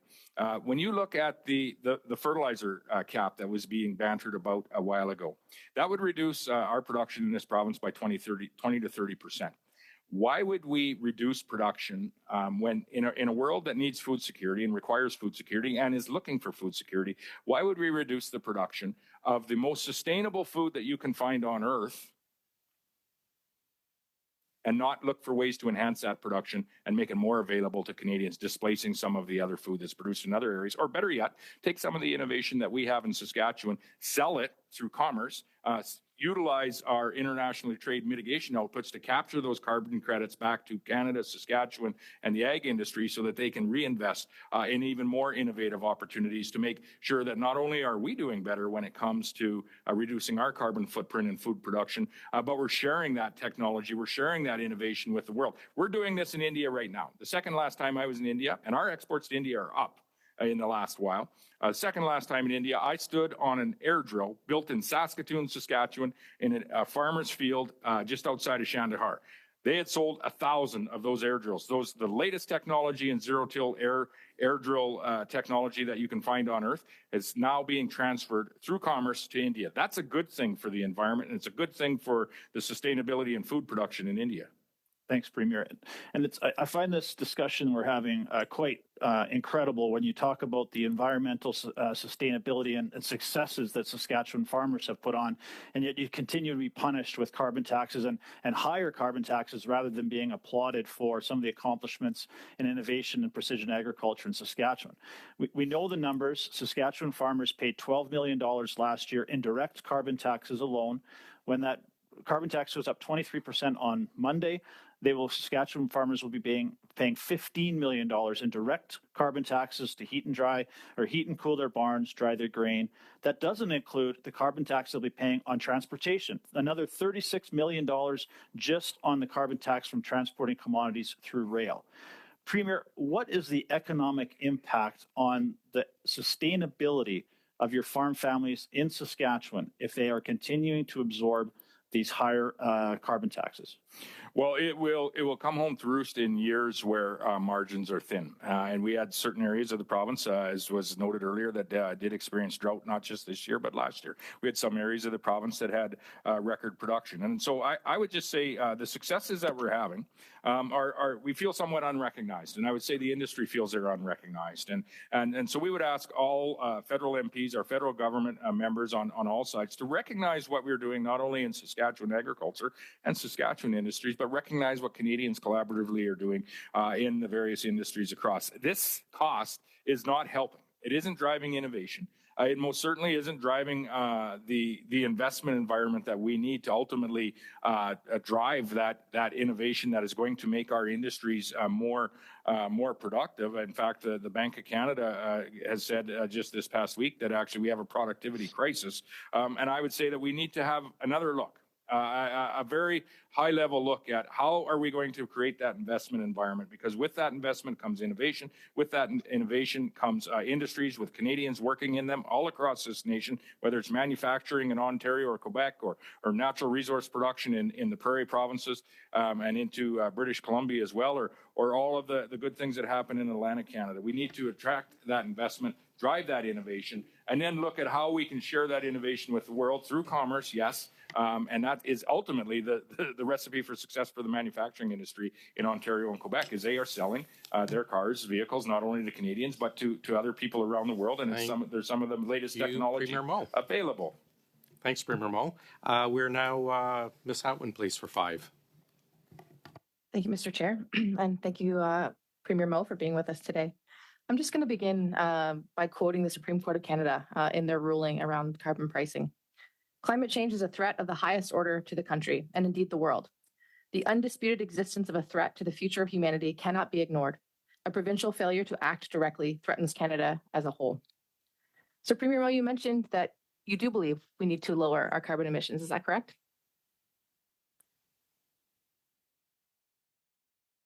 Yes, that is correct. And you took part in COP discussions. So do you support the work of the Intergovernmental Panel on Climate Change? We supported the work that was done with respect to tripling the nuclear footprint, Canada signing on to that agreement. We think that will go a long ways in reducing global emissions. We did not support the methane 75 announcement that came out at COP28 by our federal Minister of Environment. And those are about the only two discussions that we had alongside. Is that why you sent a delegation of 60 members? No, what we did was go to, unfortunately, tell the story that Canada didn't. And that was exactly what we're doing and how we're producing the products in Saskatchewan. I mentioned potash. I mentioned okay, thank you. I'm just going to focus it back on Canada. Sorry to interrupt you, sir. I'm looking nationally. This is why I went. We went to tell the Saskatchewan story. We have a sorry, sir. Yes, office in the Emirates. Yeah. I need to. It's a good story. You and I'll sit down and I'll share it with you one day. Sure. So do you support Canada's commitment to the Paris Agreement then? Certainly, in particular, Article 6, of which we would like to see some activity in Article 6. And so, again, I'll point to a point that Ms. Vignola made, that just this week, 100 economists signed off in a letter in an attempt to dispel some of the main arguments of Mr. Poilievre and other opponents, including yourself. These economists say that a carbon price is actually the least costly way to lower emissions. So if you agree we need to lower emissions, and we're looking at affordability challenges for Canadians across the country, and this is the least costly way, what would you say to that? It's not the least costly way in Saskatchewan, and a number of so you disagree with these economists? A number of those economists are the very same economists that were appointed by your government to the Eco-Fiscal Commission back in 2016, when so you disagree with the economists? Yes or no? The last agreement that all Canadians, I have all such a short Canadian period of time. subnational leaders agreed on was in 2016. It was the Vancouver Declaration. That's okay, the last thank you. time Canadian I have to ask another question. Sure. So you've also mentioned that you see the carbon levy is showing no measurable impact. So we actually have statistics from the Canadian Climate Institute findings that the carbon pricing system has actually helped lower emissions by about 8% currently, and we're on track to meet our targets. It accounts for about 30% of that emissions reductions plan. And so would you agree with their findings? I would agree. We could go much further with some collaboration around recognition of the investments in industries from coast to coast to coast in Canada. I'm also going to focus on the rebate piece because, constituents in my community are certainly concerned about the environment, but they're also, faced with this affordability challenge. And so I'm going to look at some of the folks from your part of the world here. Alan from Saskatoon says the carbon rebate he gets 4 times a year from the federal government is crucial for his household budget. Without the funds, Alan, who is on disability assistance, will have to scale back on spending for his everyday needs. Jermaine from Saskatoon says she relies on the carbon rebate for essentials, and while on disability assistance, the carbon rebate is a key part of her budget. Peter Gilmore, an advocate for the anti-poverty ministry in Regina, says those on low incomes rely on rebates to pay for essentials. Do you know how many people in Saskatchewan rely on these rebates to get by in the midst of an affordability crisis? In general, they get less back than they pay. Can you table some data to prove that for us, please, It's sir? in the Parliamentary Budget Officer's report, been quoted many times, and I can send you that, yes. So you don't know how many people in Saskatchewan may be worse off if you cancel the carbon rebate? Well, I talked to Kevin in Laloche, and he's quite concerned about it because he lives about 4 hours from his major center, a trip that he makes every week or 2 weeks at the least amount of time. I talked to Jamie, also up in the Laloche, Buffalo Narrows area, who is very much was challenged with the electric heat that he has in his home, of which the provincial government has made a move mirroring the federal government's decision on, but also living 3 to 4 hours away from a major center, a trip that he has to make often, both on the business side as well as a personal side with his family, and to get to work. And I'll just end on the clean fuel regulations. So here in my province, we actually had our premier legislate an additional 8 cents on top of what New Brunswickers are paying at the pump with no justification for it. So would you plan to do a similar thing in Saskatchewan? I'm not aware of what happened in that case in New Brunswick, so I can't say whether we would do a similar thing. But our overarching goal is to keep taxes as low as possible, in particular taxes that are ineffective, like the carbon tax. And sir, would you agree that uncertainty around the price on pollution isn't good for businesses? I would say that the price on pollution is creating uncertainty in the investment environment in Saskatchewan and Canada.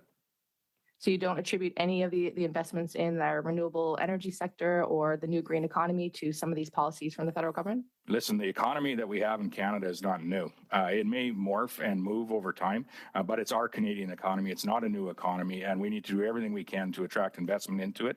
And the carbon tax policy that was promised to be at cap out at $50, now $170, and who knows where now, combined with a number of other policies, are creating uncertainty for the investment environment. And I would say uncertainty that subnational leaders are trying to navigate through as best they can. What kind of windfall would the oil and gas industry experience if the carbon levy was canceled? There'd be no windfall. What you would see is a return to a significant investment into some of the cleanest oil and gas that is produced on Earth. And I think that would be a good thing for the globe. That is our time. Actually, it's past our time. Thank you very much, Premier Moe, for sticking around. Colleagues, we're going to suspend for a few moments as we change the table and bring in Mr. Giroux and his team. We are suspended.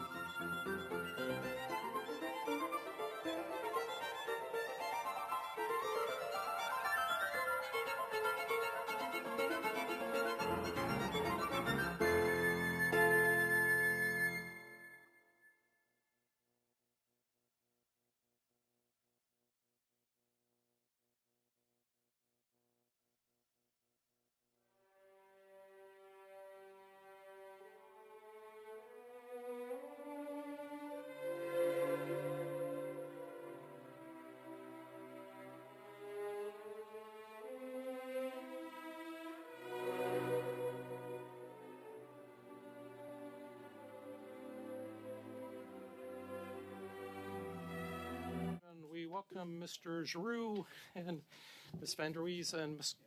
Griswold. Welcome back to OGGO. Do you have an opening statement, sir? The floor is yours for 5 minutes. Good morning or good afternoon, Mr. Chair and members of the committee. Thank you for the invitation to appear before you today.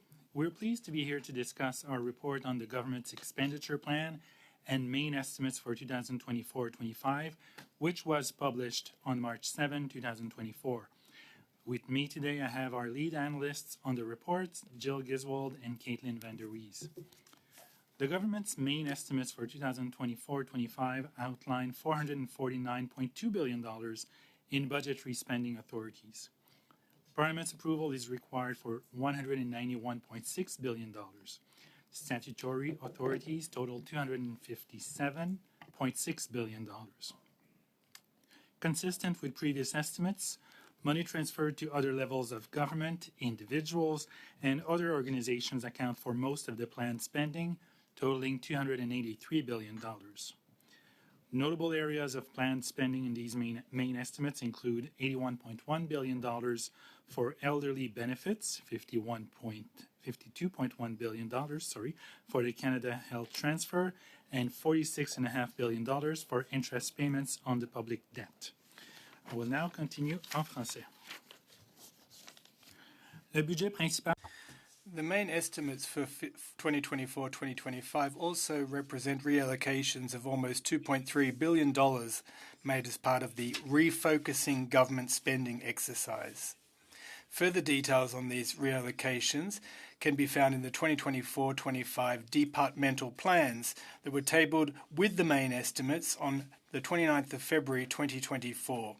As the 2024 budget has not yet been tabled, the 2024-25 main estimates do not obviously include the new budget measures. As a result, budget authorities for 2024-2025 will increase based on funding requests expected to be made in the supplementary estimates. Caitlin, Jill and I would be pleased and happy to answer your questions about our analysis of the main estimates. Thank you very much. Thank you, Mr. Giroux, and thank you, by the way, for sticking around. We'll start with Mr. Lawrence, please, for 6 minutes. Thank you very much, Mr. Giroux, and you've been in the press almost as much as Miss Taylor Swift, I think, in recent days, and with respect to your analysis of the carbon tax. And so I do want to just have a discussion of this, and so we can get some clarity on your report, because I think it's been as misreported and demagogued as it has been reported. So with respect to the financial impact, the total, which includes both not only the fiscal but the economic tax and carbon tax impact, for the average family where the backstop applies, is there more money coming into Canadians' pockets or leaving their pockets? So there's two elements to that question. If one looks at the fiscal impact, that is the amount of the carbon tax paid directly, indirectly, and the GST that applies on these embedded or direct carbon taxes paid minus the carbon rebate, most families are better off. We estimate around 80%. However, once we estimate also, we include the economic impacts of the introduction of a carbon tax, we find that these economic impacts of introducing a carbon tax, they'll have impacts on some sectors of the economy, the oil and gas sector, the transportation sector, for example, and investment income that will be slightly lower. Then we find that most Canadian families in provinces where the federal backstop regime is in place will see a small negative impact of the carbon tax. So it for the average Canadian family, especially if we move forward into 2030, as this government is intent on increasing the carbon tax, we're going to see, because Canadians can't just opt out of the economic impact of the, so that, like, separating that, I understand why for sort of understanding purposes, but the reality is that every Canadian is affected not only by the fiscal but the economic. So the net in 2030, Canadians will have and now will have more money going out of their genes than coming into their genes. Well, it's income growth that will be lower than it would otherwise have been. So that's what we refer to when we say a negative impact. It's not necessarily that their absolute level of income will go down, but the net impact is a reduction to a scenario where, compared to a scenario where there wouldn't be a carbon tax. So if the carbon tax was canceled, Canadians would be, and everything else holds equal, Canadians would be wealthier. Yes, they'd experience, on average, income growth that would be slightly faster than what will happen with a carbon tax. Perfect. But that presumes that there's nothing that replaces our carbon tax. Perfect. And then I just want to move on to your, get into some of the specifics. So in page 3 on your recent carbon tax report, in table 2, you have an average of the fiscal impact, and then in Alberta you say the net cost is $2,773. In my province of Ontario, it's $1,820. So is that to say that the average family in Alberta would lose $2,773, and the Ontario family $1,820? That would be the cost of the carbon tax to their family or the household, as you say. Is that an accurate understanding, Mr. Giroux? Well, that's compared to a scenario where there wouldn't be a carbon tax, so it's not necessarily losing, but it's lower growth or income growth than would otherwise be the case. So in that sense, yes, you can characterize it as losing compared to a scenario where there is no carbon tax. Yeah, thank you very much, Mr. Giroux. You've had one of the questions that has also been posed with respect to the fuel charge is the cost, the net fiscal and economic cost, greater than the rebate? Keeping it with the fiscal and the economic, is that greater than the rebate in all the provinces where the where the carbon backstop applies? My apologies, non-stop carbon. That's the case for most income quintiles, except for those at the very in the bottom 20% of income quintiles. It varies by province, so it depends on the specific economic fabric and income distribution and household composition. But generally speaking, one of the ways that I've heard referred to as a carbon tax is that it's sand or that is in the gears of the Canadian economy, and it's slowing our productivity. We saw Tiff Macklin come before this committee and saying it's adding a third of inflation, and Canada is facing, as the governor of Bank of Canada or deputy governor said, we are facing a productivity. Do you believe? Crisis, I should say. Do you believe that the reduction of the carbon tax would allow us to be more productive? I'm not certain about that, because reducing the carbon tax or eliminating it would certainly have economic impacts, but I'm not convinced that it would do anything with respect to productivity. So it's not something that we have looked at, like the productivity impact of a carbon tax or not. I think there are many factors that come into play when determining productivity, and the productivity increases or increases in productivity of specific sectors. So I wouldn't venture that far into the analysis. Thank you very much. Mr. Kuzmierczak, please. Thank you kindly, Mr. Chair. And thank you again, Mr. Giroux, for being here with us today. Always enjoy your insights and enjoy the knowledge that you share with us. You've stated when you've done your analysis on carbon pricing, you said that we need to sort of look at the broad picture, and to sort of continue on the theme of Saskatchewan here today. Last year, you look at a report on the CBC. Last year in 2023, there were 494 fires that had burned about 1.9 million hectares. And the Saskatchewan Public Safety Agency, the Vice President, Steve Roberts, said that in his 25 years experience, he's never seen anything like it. And you look at in that same article, Colin Larocque, who's a professor at the University of Saskatchewan, has said, and I quote, "We had huge fires, astronomical numbers," and on that note, the Insurance Bureau of Canada stated that climate-related weather disasters cost insurers $3.1 billion in damage last year. $3.1 billion.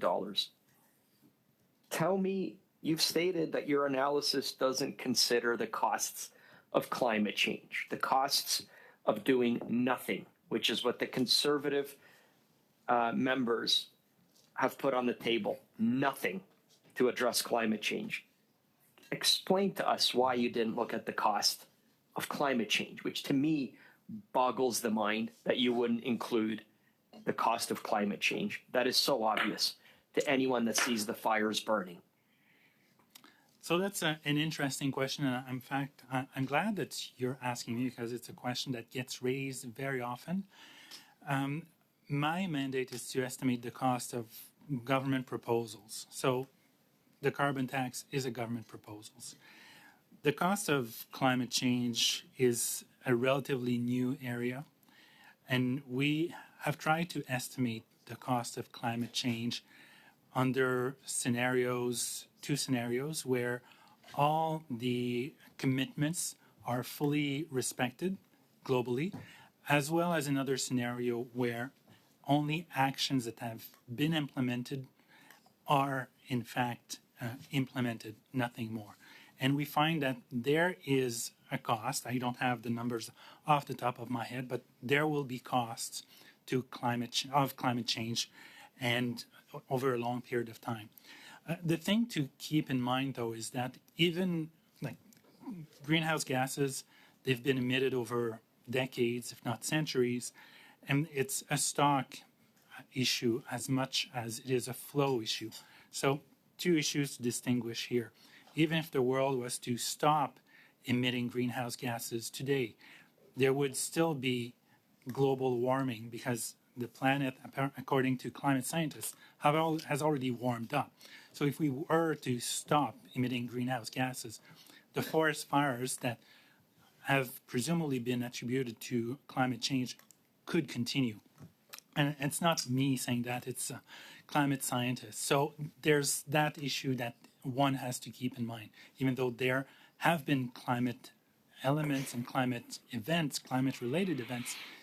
So that the climate policies will prevent things from getting worse. But the point at which we are today, that's where we are. It just, with all due respect, and I really appreciate your analysis and the work that you and your team do. It's hard work, but it seems to me that you are only looking at one side of the ledger when it comes to this analysis. Mr. Giroux, is it fair to say you're really looking at Mr. Kuzmirchuk, we lost you there for a bit. Do you mind starting just at the beginning and I'll restart your time? Sure. Just that last statement. I was going to say, it seems like you're only looking on one side of the ledger. You're not weighing the costs of climate change here. Is it fair to say that your analysis is only looking at really one side of the ledger? Analysis is typically a cost analysis, which is what I've been mandated by Parliament to do. So estimating the costs of proposals. If there is further analysis that is deemed feasible and required, I'm sure that there are lots of think tanks out there that are more than happy to do that analysis, looking at the cost-benefit analysis. And the government, if the government itself has cost-benefit analysis, I'm sure it would be more than happy to disclose that. To my knowledge, there hasn't been that much work undertaken on the cost-benefit analysis because it's a complicated field that requires lots of data spanning several years. So that's why, even though it would be ideal to have the cost-benefit analysis, the benefits are always not very tangible and not easily measurable. How much time, Chair? We've got about a minute. Okay, great. So because I take issue with your net analysis, I think it's incomplete, and I think it only looks at one side of the ledger. If we just look at the fuel charge impacts, directly, which you speak about as well too. And you talked about 8 out of 10 households being better off. Can you speak to that a little bit when you're just looking at the impact of the fuel charge and as compared to the Canada carbon rebate? You mentioned 8 out of 10 families are better off. Can you speak to that just on the fuel charge, not the net analysis? So when we look at the impact of the fuel charge, the amount that households pay directly, so when they fill up the gas tank or when they heat their houses, and the embedded energy component of goods they buy or services they buy, we look at that and we compare that with the carbon rebate they get. We find that, roughly speaking, 4 out of 5 households are better off with a carbon tax and the rebate than without. Thank you. That's very clear. Thank you. Thanks very much. Mrs. Vignola, please, for 6. Merci beaucoup. Thank you, Mr. Chairperson. Mr. Giroux, Ms. Vandelis, Ms. Giswell, thank you very much for being back with us here again. You know, I have a great deal of admiration for the analytical work that you do.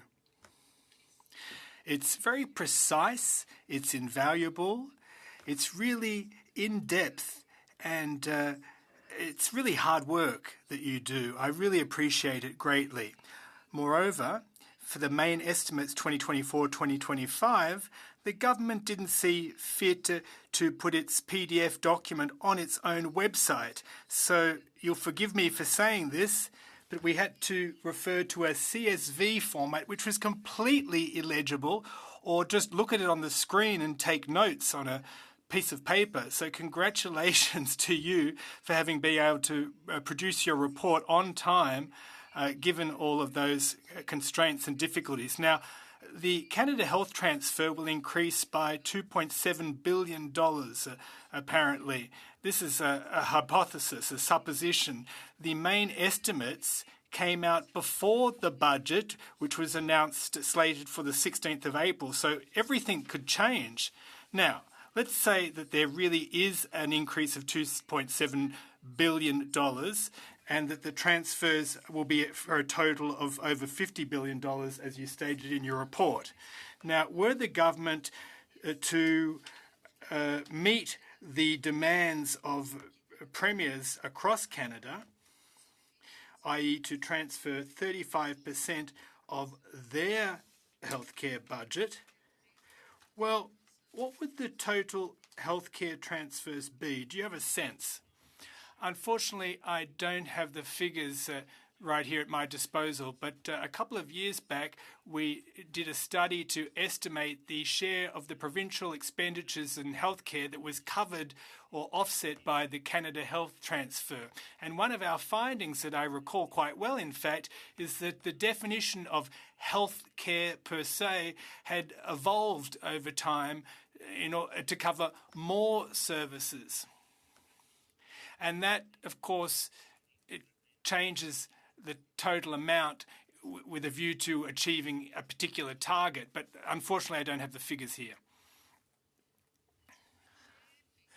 The main estimates that were tabled in late February, early March contains several $100 billion in spending, $449 billion, and the lion's share of that is transfers to the provinces, to organisations, and to Canadians and Quebecers. And there's $81 billion in elderly benefits in that total budgetary envelope. So what would the total of that particular transfer be were there not two categories or classes of seniors? For example, the 65 to 75-year-olds, had they gotten the same benefit as seniors over 75 years of age? Well, we don't have those figures right here at our disposal. And furthermore, it was perhaps in a previous report that we did take a closer look on those figures, but the seniors' benefits have increased to the tune of $9 billion in 2023-2024. and seniors' eligibility of 75 years and over was in fact broadened. Now, from a demographic standpoint,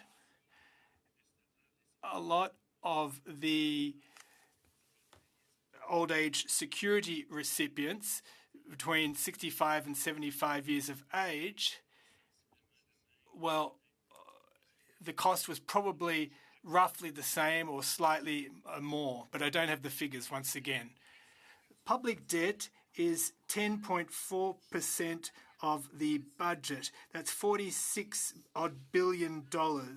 So about 10%, because the budget is a $450 billion budget. If the budget was smaller, then the proportion would be different.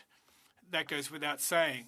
Now, that debt rate, is that sound? Is it healthy? I know that we're already engaging in this process, but should we be sounding the alarm bells even louder and saying, stop, this is getting dangerous?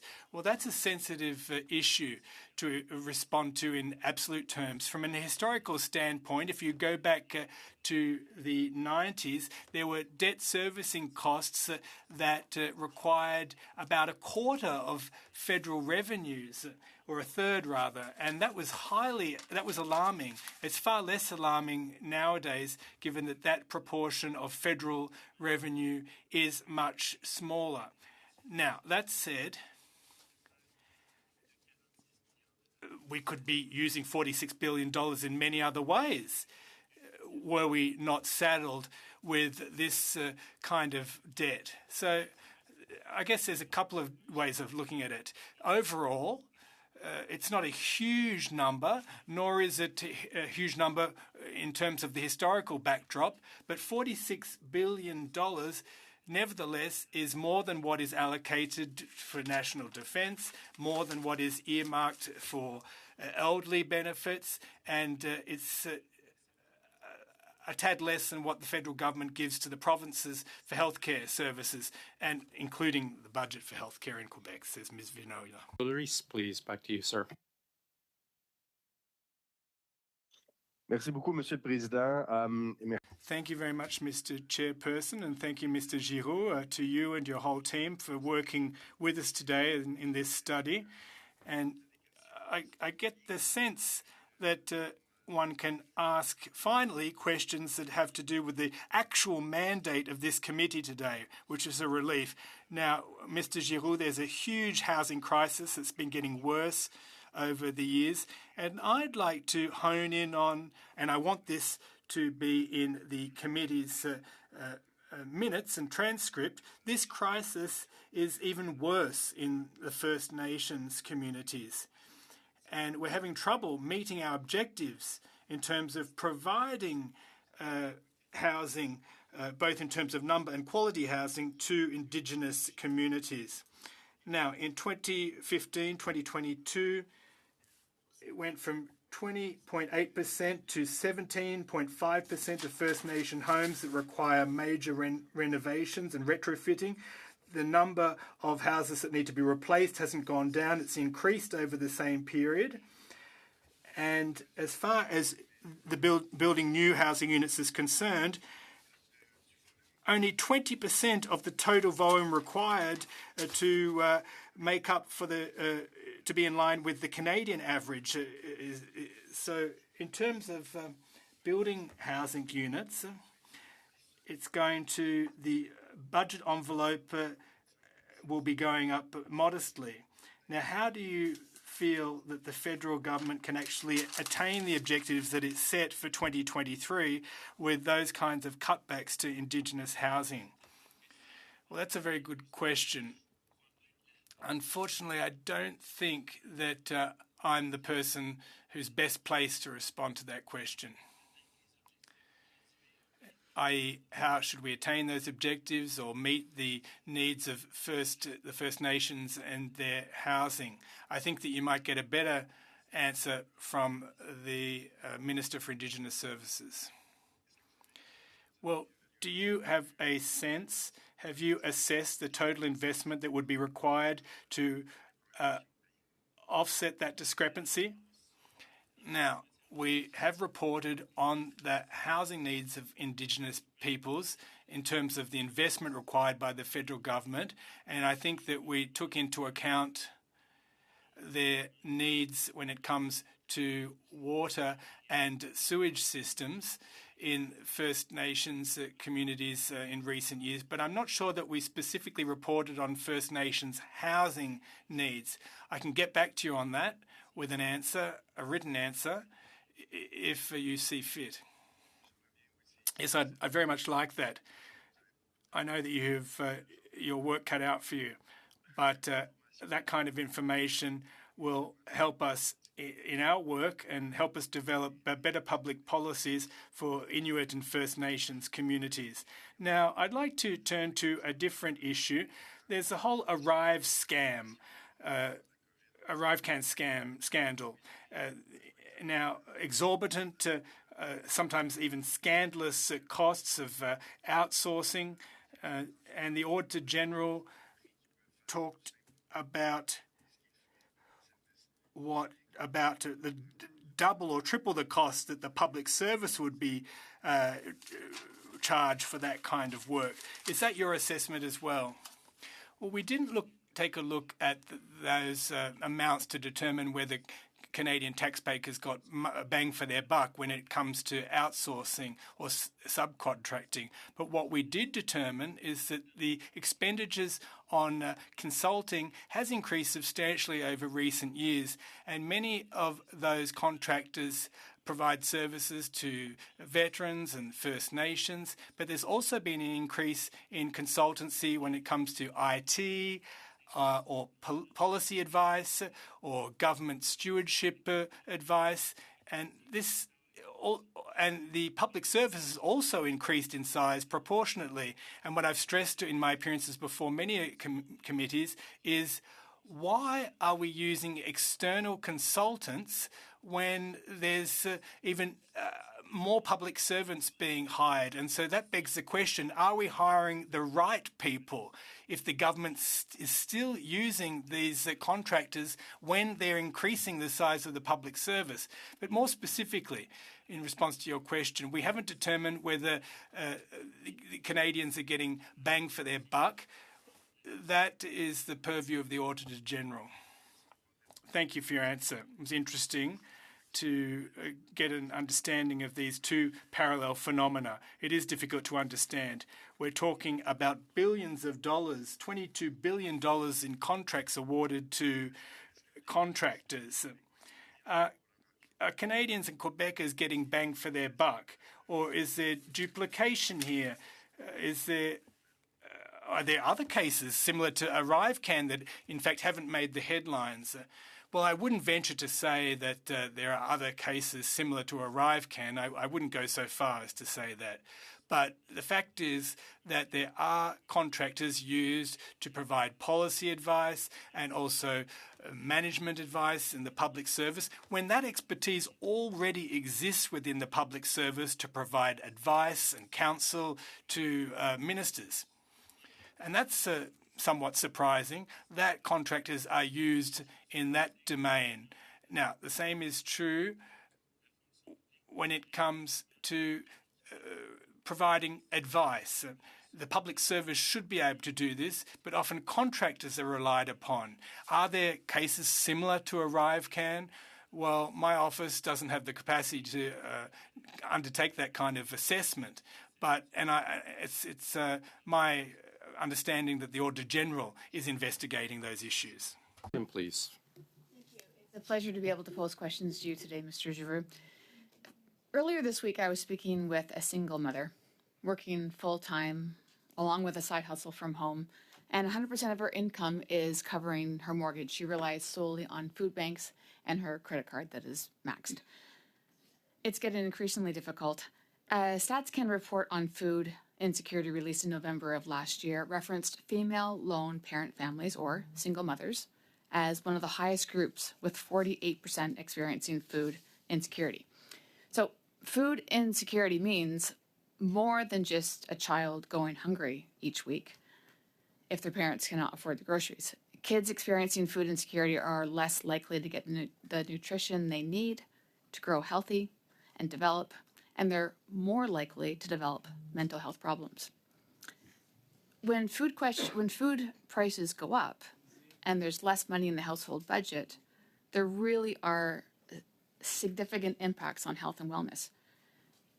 My question to you is the intersection of food inflation and the carbon tax impacting the household budget? So a question that is quite valid, but it's something that we have not looked at specifically. So we have done work on the carbon fuel charge, the carbon tax. Sorry if I'm misnaming it. But we have not looked in details at the impact of the fuel charge on food inflation. However, as was referred to a couple of times in this committee, the Bank of Canada has looked at the impact of the fuel charge on general inflation, and so it's 0.15%, if I remember correctly. So and if I may, just sure. To be more specific, are the details based on, are they premised on two people under a roof sharing the load, or on one individual?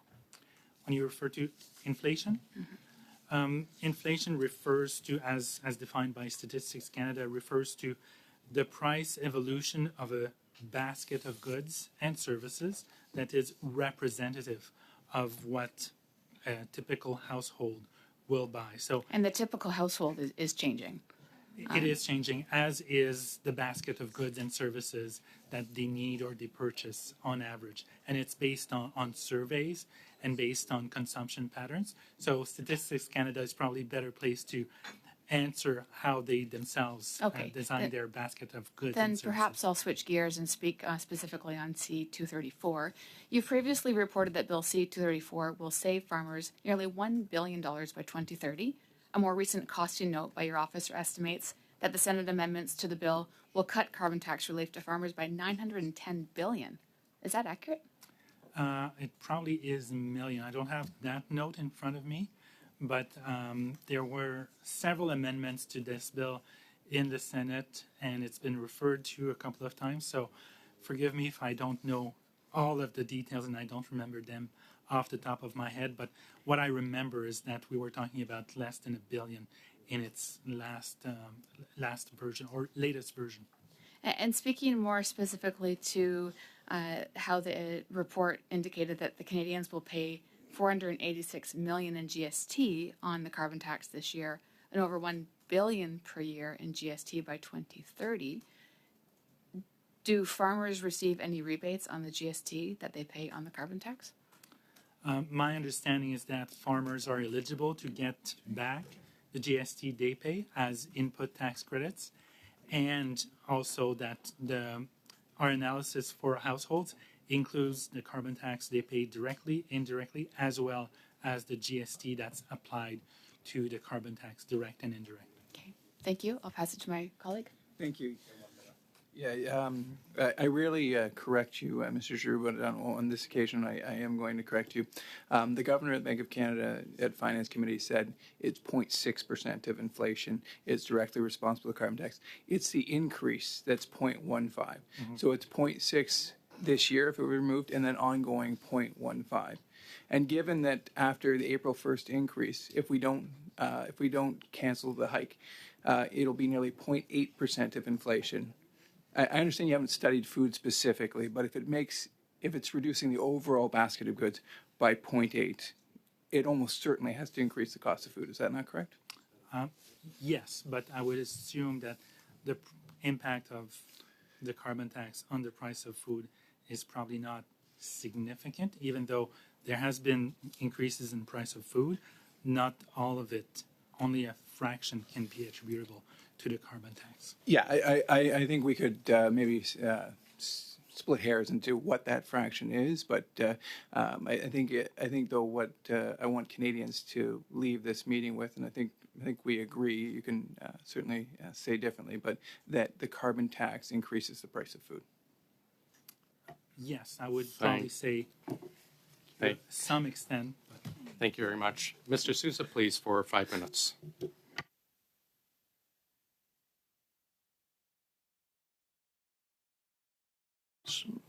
Sorry, you're not coming through, Mr. Sousa.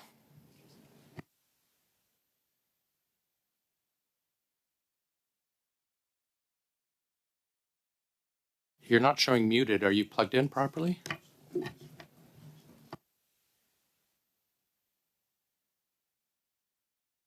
Mr. Sousa, I think we're going to go with Mr. Drouin, and then we'll finish with you.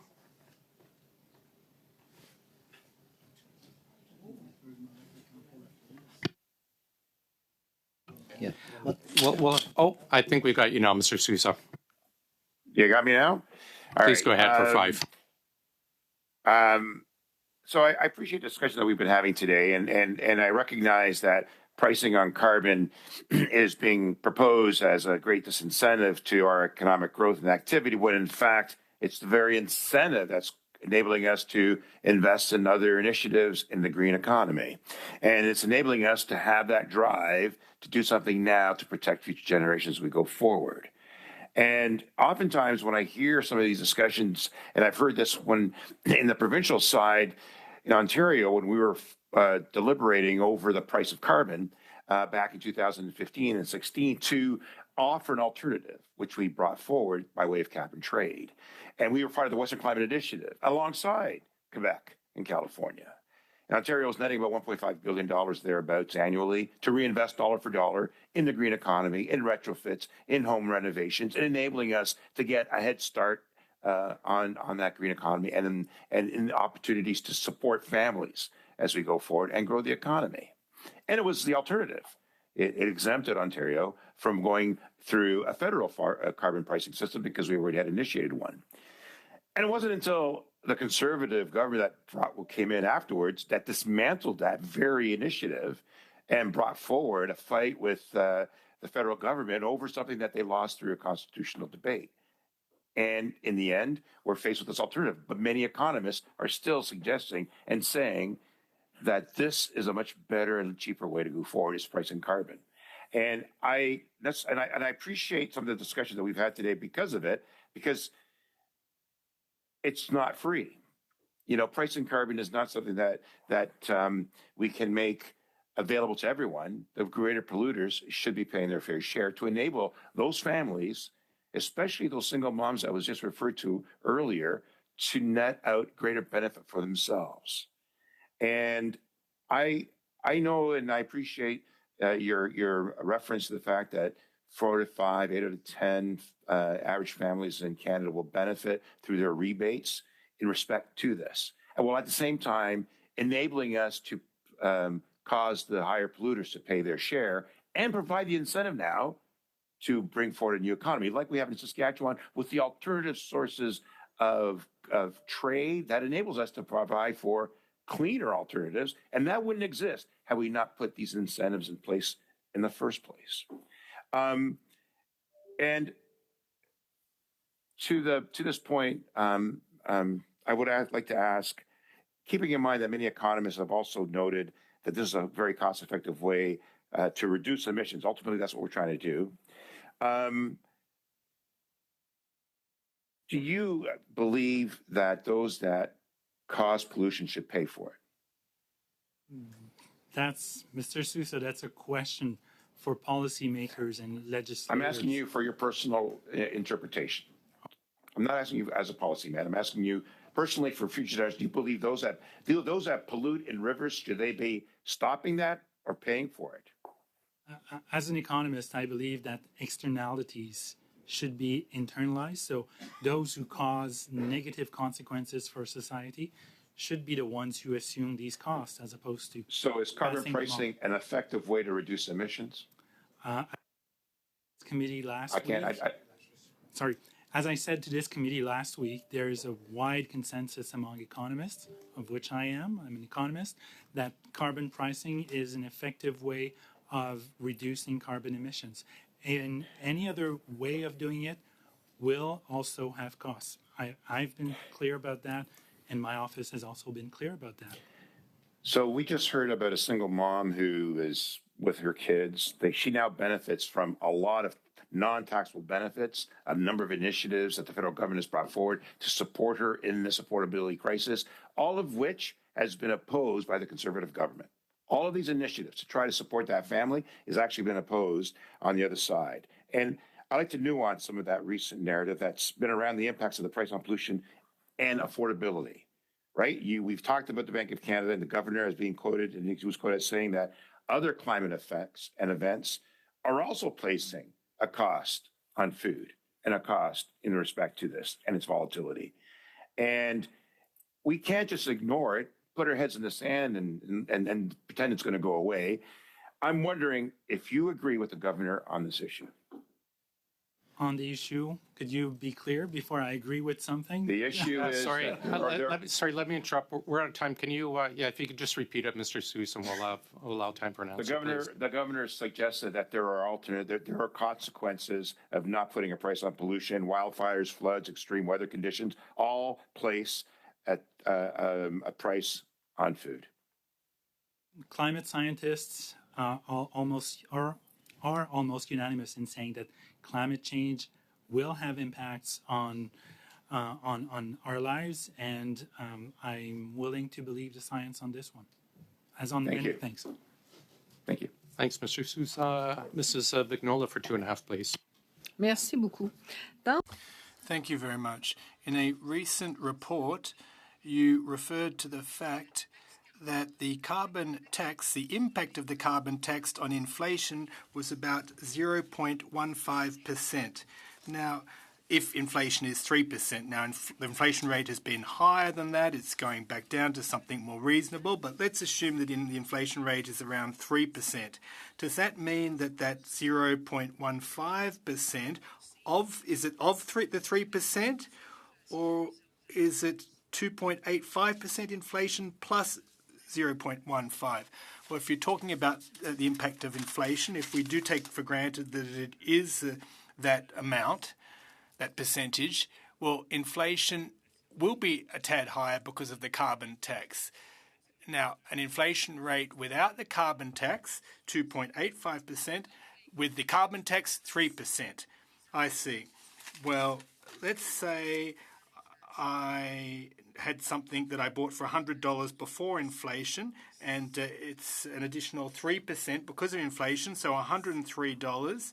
So 15 cents is the result of the carbon tax. Now, that's a whole lot less than the Quebec sales tax, for example. Yes, that's true, but there are two things to bear in mind. Inflation is an annual phenomenon. We compare the prices compared to a year ago. So the prices increased over the course of that year, but there's also the cumulative effect. For example, if you completely scrap a tax, well, you eliminate the effects of previous years. There'll be a sudden drop, but not a recurring drop, yes, but it will have a direct impact on inflation. Now, if I look at your table on Canada healthcare transfers that is calculated on a per capita basis. Now, the question that crossed my mind is this: does that calculation factor in refugee claimants when it comes to the number of residents in Quebec or in any particular Canadian province? Well, I don't have the answer to that specific question. It's an interesting question,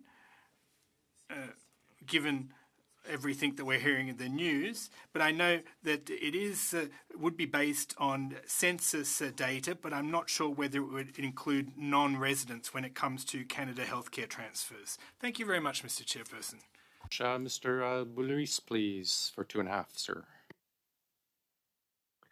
Merci beaucoup, Monsieur le Président. Thank you, Mr. Chairperson. And thanks again to the witnesses for being with us today. Mr. Giroux, we've spoken at length today about a price on pollution, inflation, and also the climate crisis, and whether or not the climate crisis has an impact on our communities from a public health standpoint, floods, forest fires, droughts, etc., etc.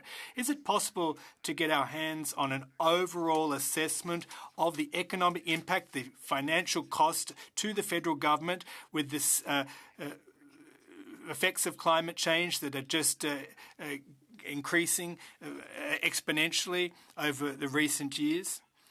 Well, that's a worthwhile question to look at, but it's not a question that my office actually did look at, i.e. the specific cost to the federal government of climate change. And I know that it's a matter of interest for many institutions in Canada, and also globally. But for the time being, our work is at an embryonic stage.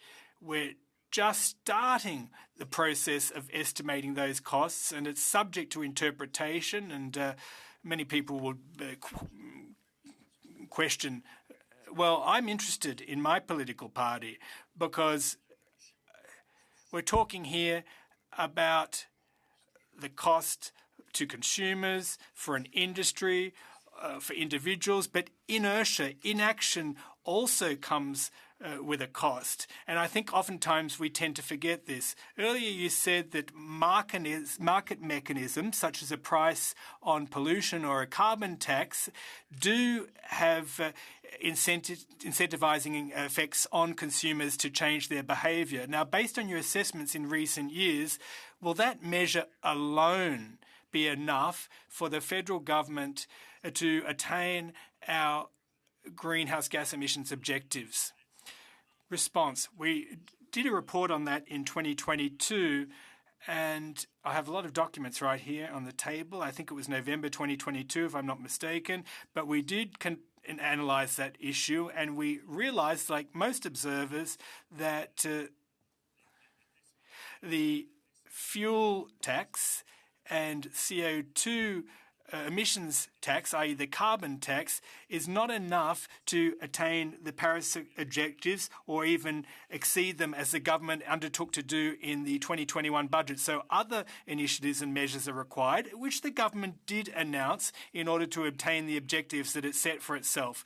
For example, the fact that, well, the carbon tax will enable us to reach 33.3% of our greenhouse gas emissions targets. So from memory, they're the findings that we have at this stage. Thank you. Chambers, welcome to OGGO. Go ahead, please, sir, for 5.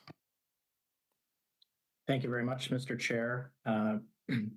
Thank you to the Parliamentary Budget Officer. Appreciate you being here with your colleagues, Ms. Giswald and Ms. Vanderwees. I'd like to talk about everybody's favorite tax, the underused housing tax. Mr. Giroux, I'm not sure you are able to follow all of the inquiries of ministry, but just last week, the government tabled documents that showed since 2022, the federal government has spent upwards of $59 million on administering the underused housing tax. Sorry, Mr. Chambers, I have to interrupt for a second. We're being told your microphone's not connected properly to your computer.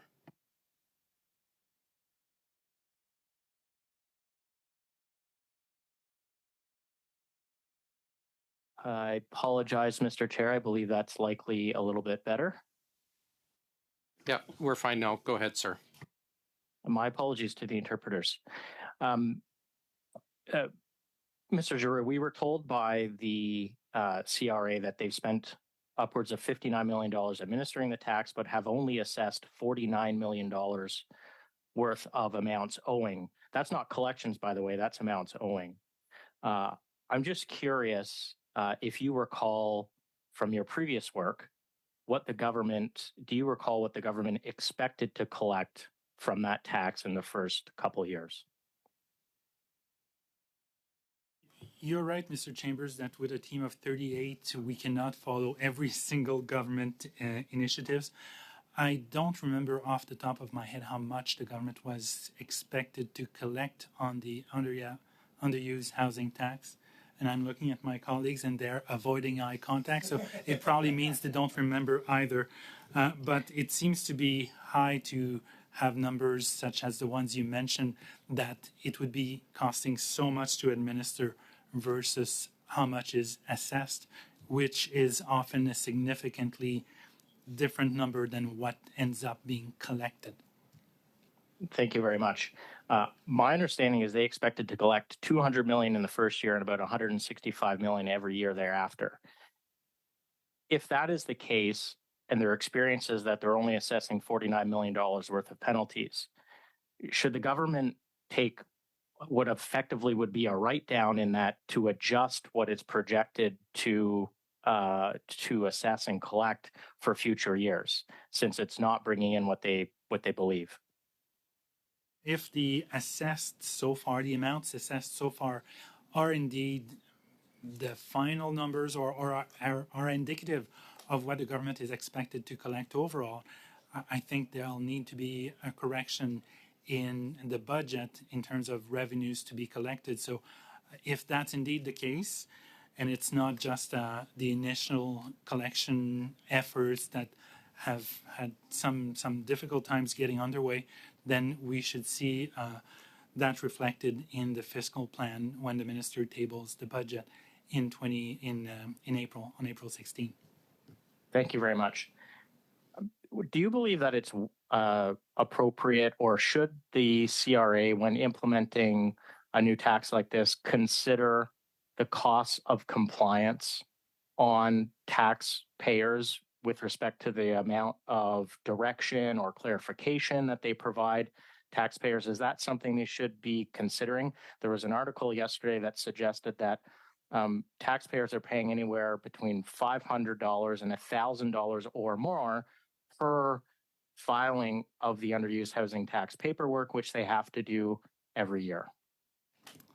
It certainly would be a good idea in terms of policy making for the CRA to introduce that into the equation when I say CRA, but CRA and the Department of Finance, when they're briefing the minister or ministers and cabinet, ultimately to introduce new tax measures, to have an idea, or at least provide an idea to the ministers as to how much the burden will be on individuals and businesses. And also, I know they do that. They probably also include the number of employees they'll need to administer these new taxes or amended tax provisions. So it's data that would certainly be possible to have at least an order of magnitude when introducing new measures such as the underused housing tax. Thank you very much. Last question. I want to thank you very much for the work you've done on tracking departmental spending plans and the impacts on the government's people plan. The government continues to send legislation to this parliament with no projections on the impact on people, and yet your office is the only office that shows consistently time after time the government suggests a people projection and fails to meet it every single time. In fact, the numbers go up every year instead of down as they project. How do you recommend parliamentarians get a better handle on or require more transparency for the government on its people plan? A brief answer if you're able to. Having more clarity as to exactly how many employees initiatives will require for their proper administration would be a good first step. And also the employee impact of reallocation measures would certainly be a good impact. But I'll stop there for lack of time. Sorry. Thank you, Mr. Chair. Thanks. Mr. Drouin, please, for 5 or so. Thanks, Mr. Chair. And just to inform you, we'd like to raise something before you put that gavel down. So just to after I'm done, merci beaucoup. Merci beaucoup à notre. Thank you very much, and thank you very much to our Officer of Parliament, who always does a great job. I'd like to talk about the 22nd of November 2022 report. No, sorry, 2022 report, yes. The report where you analysed the impact of climate change on Canada's GDP.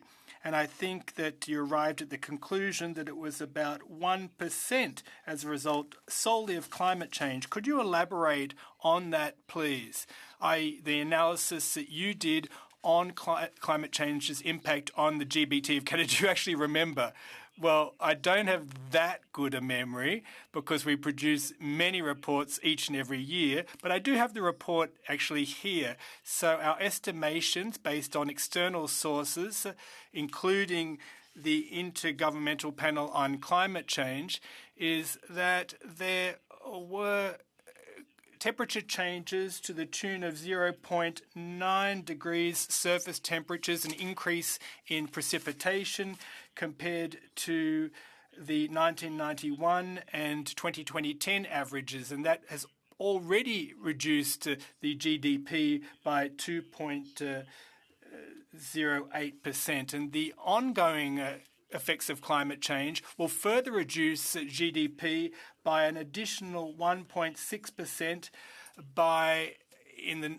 upcoming years. And we've based that on a number of hypotheses, factoring in climate mitigation efforts and subject to the objectives being met. Now, what about your very recent report on the price of pollution? And I think that my colleague, Mr. Husmerchuk, mentioned this earlier, but I just want to get a handle on this. When you conduct an economic impact analysis, are you presupposing that there are no technological advancements over that decade? Well, there are a number of variables, and they're not constant variables. Our modelling, in fact, does factor in climate change and changes in technology. But this study is through till 2030, which is kind of a short time frame for Canada's economy. And what's often mentioned in briefings is that nothing points to the fact that there would be an economic advantage after 2030. But between now and 2030, those costs are measurable. And the benefits of a transition to a less carbon-intensive economy will still not be fully implemented. We have time. This process is quite quick, but we haven't yet incorporated the new technologies that will help to offset the damage caused by climate change. We have relative data concerning on the use of fossil fuels, and if we eliminate them quickly, well, there is an upshot to that. There's stranded assets that would be taken out of circulation before their normal end-of-life cycle. So to a large extent, that explains the costs. Question. Most economists are going to say, and there are Nobel Prize winners who've said this, that they say that it's important to have a price on carbon. It indicates to the market, this is the direction we're heading in. If you use X, Y, or Z product and it's carbon intensive, you're going to pay the price. And consumers understand. They know that, they're better off if they buy an electric vehicle because they know that they're not going to have to pay for gas, for example. Now, in your analyses, do you look at those kinds of factors? Response. Well, we do take into account behavioural aspects in our modelling. For example, the impact of a carbon tax that is maintained and actually increases. But as I said, we're talking about a 5 or a 6 year time frame, and that's not enough to offset for the negative impacts to be offset by the positive impacts. But we nevertheless need to have some kind of planning, to have some kind of certainty, and that would demonstrate that there are benefits to carbon pricing. Inform farmers that they are eligible for a part of the rebate for the price on pollution that they pay. It's not the full price, but it's up to $1.86 per farm expense. So I'm just encouraging them to sign up, as it's not the full price. And I'm sure my colleague, Mr. Lawrence, and obviously Ms. Cramp-Newman, who have farmers in their area, would encourage them to sign up. So merci. Thank you, Chair.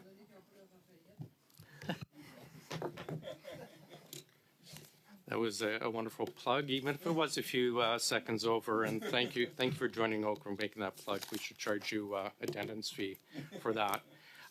With that, we thank Mr. Giroux, Ms. Griswold, Ms. Van der Rees, as always, for joining us. Appreciate your time. And I think Mr. Sousa. Yeah, Mr. Chair, I'd just like to confirm the motion that was brought forward earlier today, outlining the procedures and process by which we proceed going forward. And I've not received any idea. There's no one on this committee that's been notified of a meeting anytime soon. We don't know what witnesses are coming before us. So I just want to confirm with the committee and with you that, in fact, we have no more meetings this week. Is that correct? No and meeting. I want the committee to, and I want the members to engage here. Yeah, notice is out for the meeting tomorrow, Mr. Sousa. Pardon me? The meeting notice is out already for tomorrow and went out before today started. But that's not now in compliance. Is that correct? You don't have agreement here. No, I believe it is in compliance. My understanding, looking at the motion, we have future meetings as well that we have booked for both the NDP study on Canada Post. We've got the red tape reduction meeting booked with witnesses. I assume that we look at the motion as for future ones that we are starting, that we will follow this. Yes, I don't think we're aware of that. I think we don't have consent, Mr. Chair, to proceed for tomorrow, given that we've not provided notice and we're still not aware of who the witnesses are. Who are the witnesses tomorrow? That's not even been discussed. It's on the notice, Mr. Sousa. If you look at the notice, you will see who's been booked. And again, it went out before the meeting started. I think there is a lack of desire to proceed without having prior consultation as a result of the motion that we brought forward today. And I suspect that we are going to request that we cancel the meeting for tomorrow as a result of the violation of the privileges to the members of this committee who have not been notified appropriately. Okay, well, thank you. I've got several others speaking. I have Mr. Chambers, then Mr. Kusmirchuk, then Ms. Atwin. Thanks, Mr. Chair. Look, my view is the notice has already gone out for tomorrow before we pass that motion. So if the member or the government members wanted to be very clear, the motion they brought forward was actually silent on what we were supposed to do about tomorrow. They could have easily made that clarification at that time. And so I leave the discretion to you as the discretion of the chair, which is used at every other committee, by the way. To the extent that the government members are upset about this, perhaps they should be careful because it's their committee chairs at other committees who take much greater liberties with the standing orders with respect to this. Thanks. And I appreciate it. And I will note out again, for example, actually both upcoming studies, we've had to extend witnesses. And actually, I've also had to go in and fill witnesses for both an NDP and Liberal study. So it has happened before where I've had to go out and find witnesses. But again, Mr. Chambers is right. It did go out before that. But go ahead, Mr. Kusmirchuk. Yeah, I was just going to say, again, I disagree with how the meeting tomorrow that's scheduled was organized. We were not consulted. We were provided no opportunities for instruction. There was no consultation. There was no discussion. It doesn't provide us the time we need to prepare for an important meeting.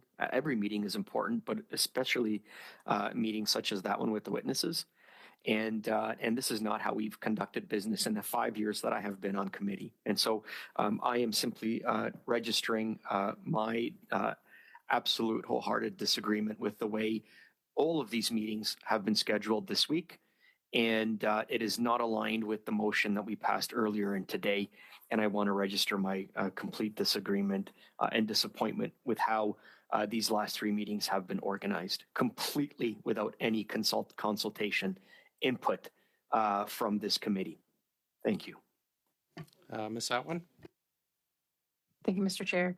And just to reiterate what my colleagues have shared, reading in the Global News article that we were going to have a meeting Thursday, really disappointing. It defeats the collaborative atmosphere that I think we're all trying to achieve here. We have really important work to do. I think we very much were distracted from that important work today and on our focus on main estimates. It kind of went down a a path that it shouldn't have. And I see that will be the case for tomorrow as well. I just really think, again, that OGGO is a very important committee. You state this yourself at the beginning of our meetings all the time, the only committee that matters. So let's proceed in a way that's respectful of all of our time, of our constituency time as well. This has happened repeatedly now since Christmas. It's really important to me to connect with my community. And so that, for me, is a big piece that's missing here as well. But again, to read about a committee meeting and witnesses in a global news article, what happened there, Mr. Chair? I mean, we really need to have an atmosphere of respect here, and I'd like to see it return to that. Thank you. Yeah, I'll address that before I get to you, Mr. Sousa.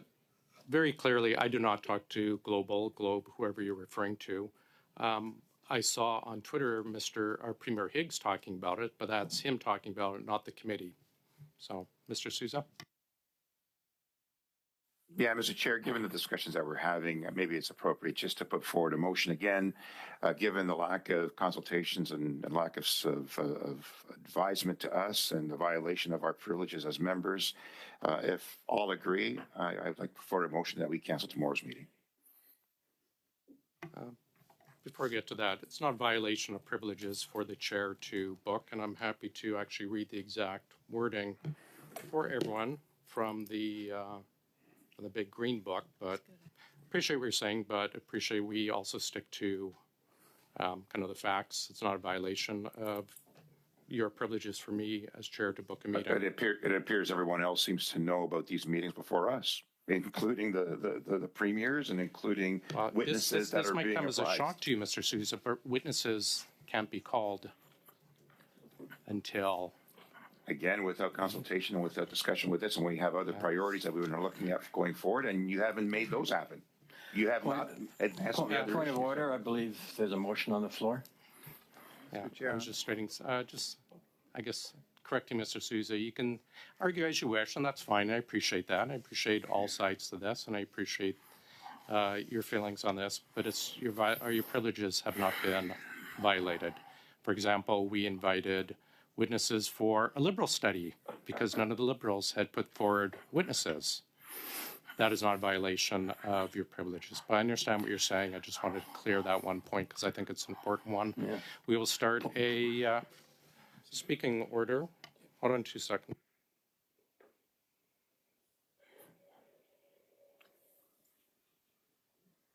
So this is on... Just a point of order there, Mr. Chair.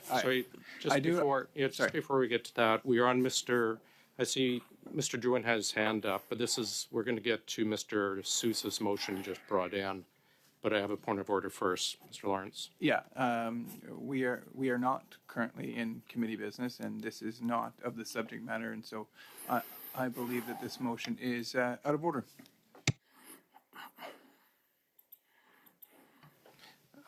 I appreciate that, Mr. Lawrence, but I understand procedurally it is. Mr. Kuzmierczuk, on Mr. Sousa's motion or a different issue? Yes, on this motion. Mm-hmm. Go ahead, sir. Mr. Chair, the trust that is fundamental to the work of this committee has been broken. The principle of collaboration that underpins all of our work here on Parliament Hill and in this committee has been broken. And I turn to you, sir, and I say that this is an opportunity here today for us and for you to begin the work of repairing that trust and repairing that relationship that is broken. And I do place that on your shoulders, sir. And what I would recommend is that you work together with the members of all parties around this table, as you've done in the past, to work together with all the members around this table to pick a date, to pick a time that works for this committee. And if it's the will of this committee to bring those witnesses forward and to have this discussion, then work with us, Mr. Chair, work with us, as has been your tradition at the beginning of your term as the chair of this committee. And so I ask you to work to repair this trust, repair this relationship. Let's put this committee back on track, and let's rebuild that relationship and that trust. And I believe it begins today with this motion, sir. And I ask you to consider I ask you to consider the objections that this committee has brought forward publicly about the way that we've been conducting business here over the last several weeks. And I ask that you help us, again, rebuild the trust. Let's rebuild the relationship, and let's put this committee back on track. And I ask you for that, sir. And I look to your leadership on that. Thanks. I have Mrs. Vignola, then Mr. Drouin. Merci, Monsieur. Thank you, Mr. Chairperson. Well, I tend to agree with the motion that was moved by the Liberals, which doesn't happen that often, I might add. Now, normally I have something to say to Liberal motions, and I try to, in fact, foster a consensus. I'm patient. In fact, I'm surprised at how patient I am, to be honest. I am a straight shooter. I'm an open book.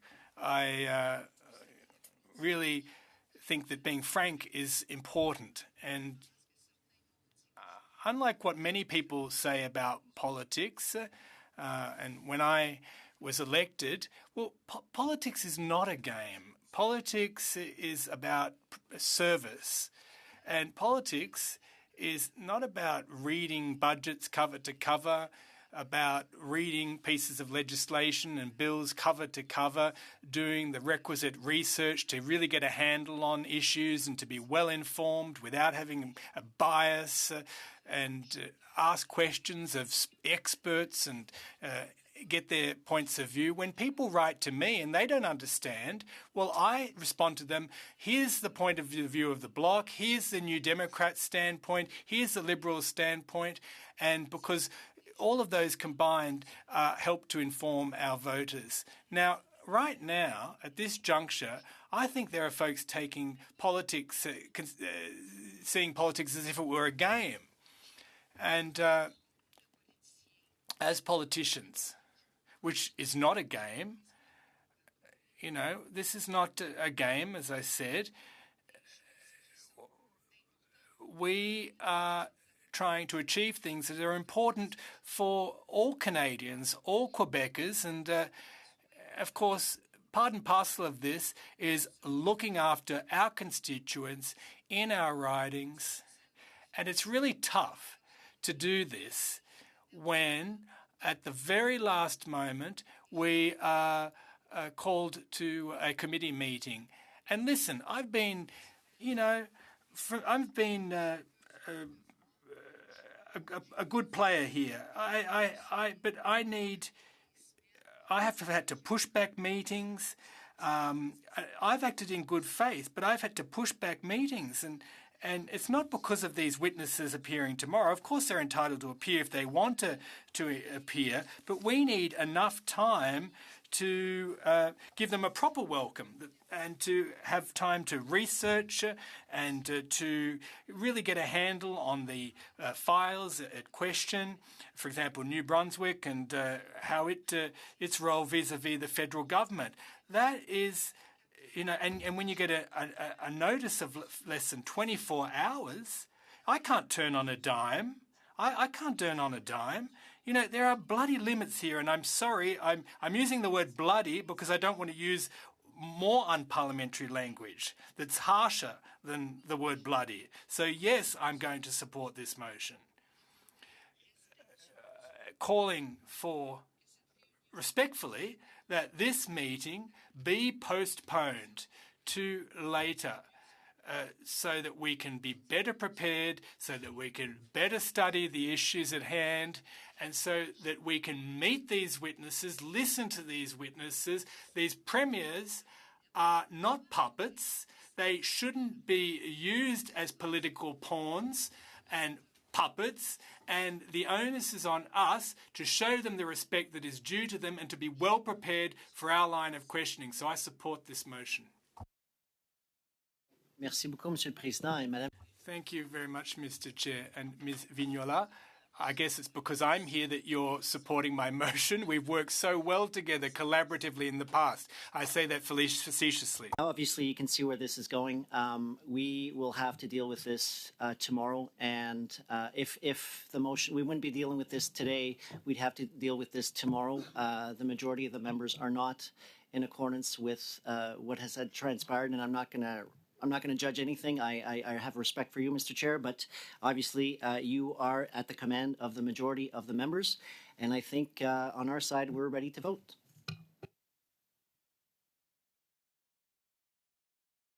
Mr. Lawrence? Thank you very much, and I think that it's important to put some context into the meeting today. When we look at the carbon tax, we heard today testimony from the PBO. We've heard testimony from the Governor of Bank of Canada, both nonpartisan experts in their respective field, that the carbon tax is in fact causing individuals to go hungry. It's causing children to not be able to eat at night and go to bed hungry.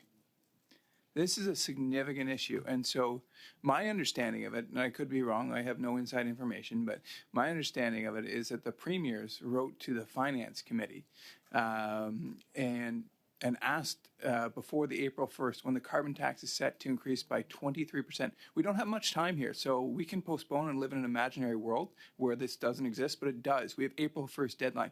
They wrote to the Finance Committee, the Liberal Finance Committee, and he deemed it that it was inappropriate, that somehow the premiers, that millions of Canadians should not have a voice, that we should just all sit here and watch children not be able to eat at night because it might upset our schedule? Are you kidding me? How out of touch? Hey, we are here. Hey, hold on. What about everyone to just take it down? I'm sorry, but je ne mangeais. Listen, I missed meals, sometimes a whole day's meals, and the carbon tax didn't exist back then. Now, is the carbon tax really doing all of this? Can we get back to brass tacks? It's important to hear from premiers, but it's important to not use them as political pawns, and I would like to put people on notice in that regard. Thanks. Before we continue, we just remind everyone of your voice levels with our interpreters, please. My apologies, please. Yeah, my apologies to the interpreter. But I'm not apologizing for my comments because they represent the reality. We heard today from the parliamentary budget officer that the carbon tax is increasing food. We're facing an affordability crisis. I met yesterday with a single mom, as a couple kids, whose mortgage eats up her entire paycheck. So she has to use a food bank. Like, this is not a laughing matter. This is serious, guys. And premiers wrote to the Finance Committee, and the Liberal chair decided that their voice wasn't important, that the millions of Canadians that they represent didn't count. And so, yes, our chair followed proper parliamentary procedure and called a meeting so that the premiers, the leaders of millions of Canadians, could testify from New Brunswick, Nova Scotia, from Saskatchewan, from Alberta. I'm sorry that we had to move around our schedules. I know that we're all very busy, but millions of Canadians want to express their view that the carbon tax is hurting families and it's hurting Canadians. And so, yes, I don't think it's asking too much for 12 members of Parliament to move around their schedule for their voices to be heard. Thank you, Mr. Chair.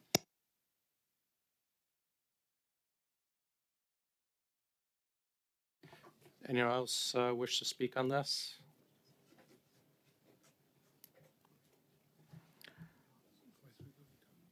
Sorry, is Mr.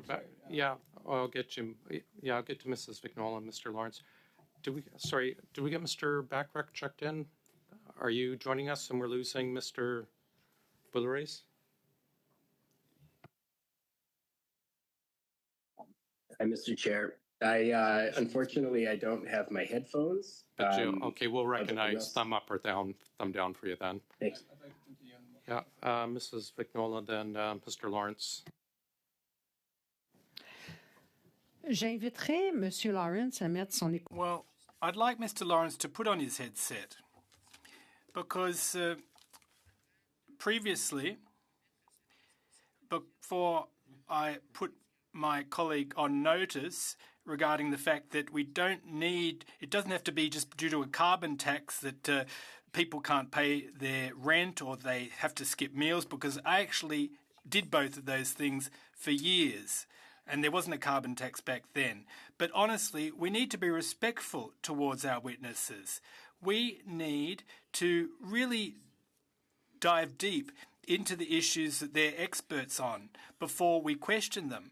You know, it's not just a matter of having people showed up who've been who've been asking to see us for months.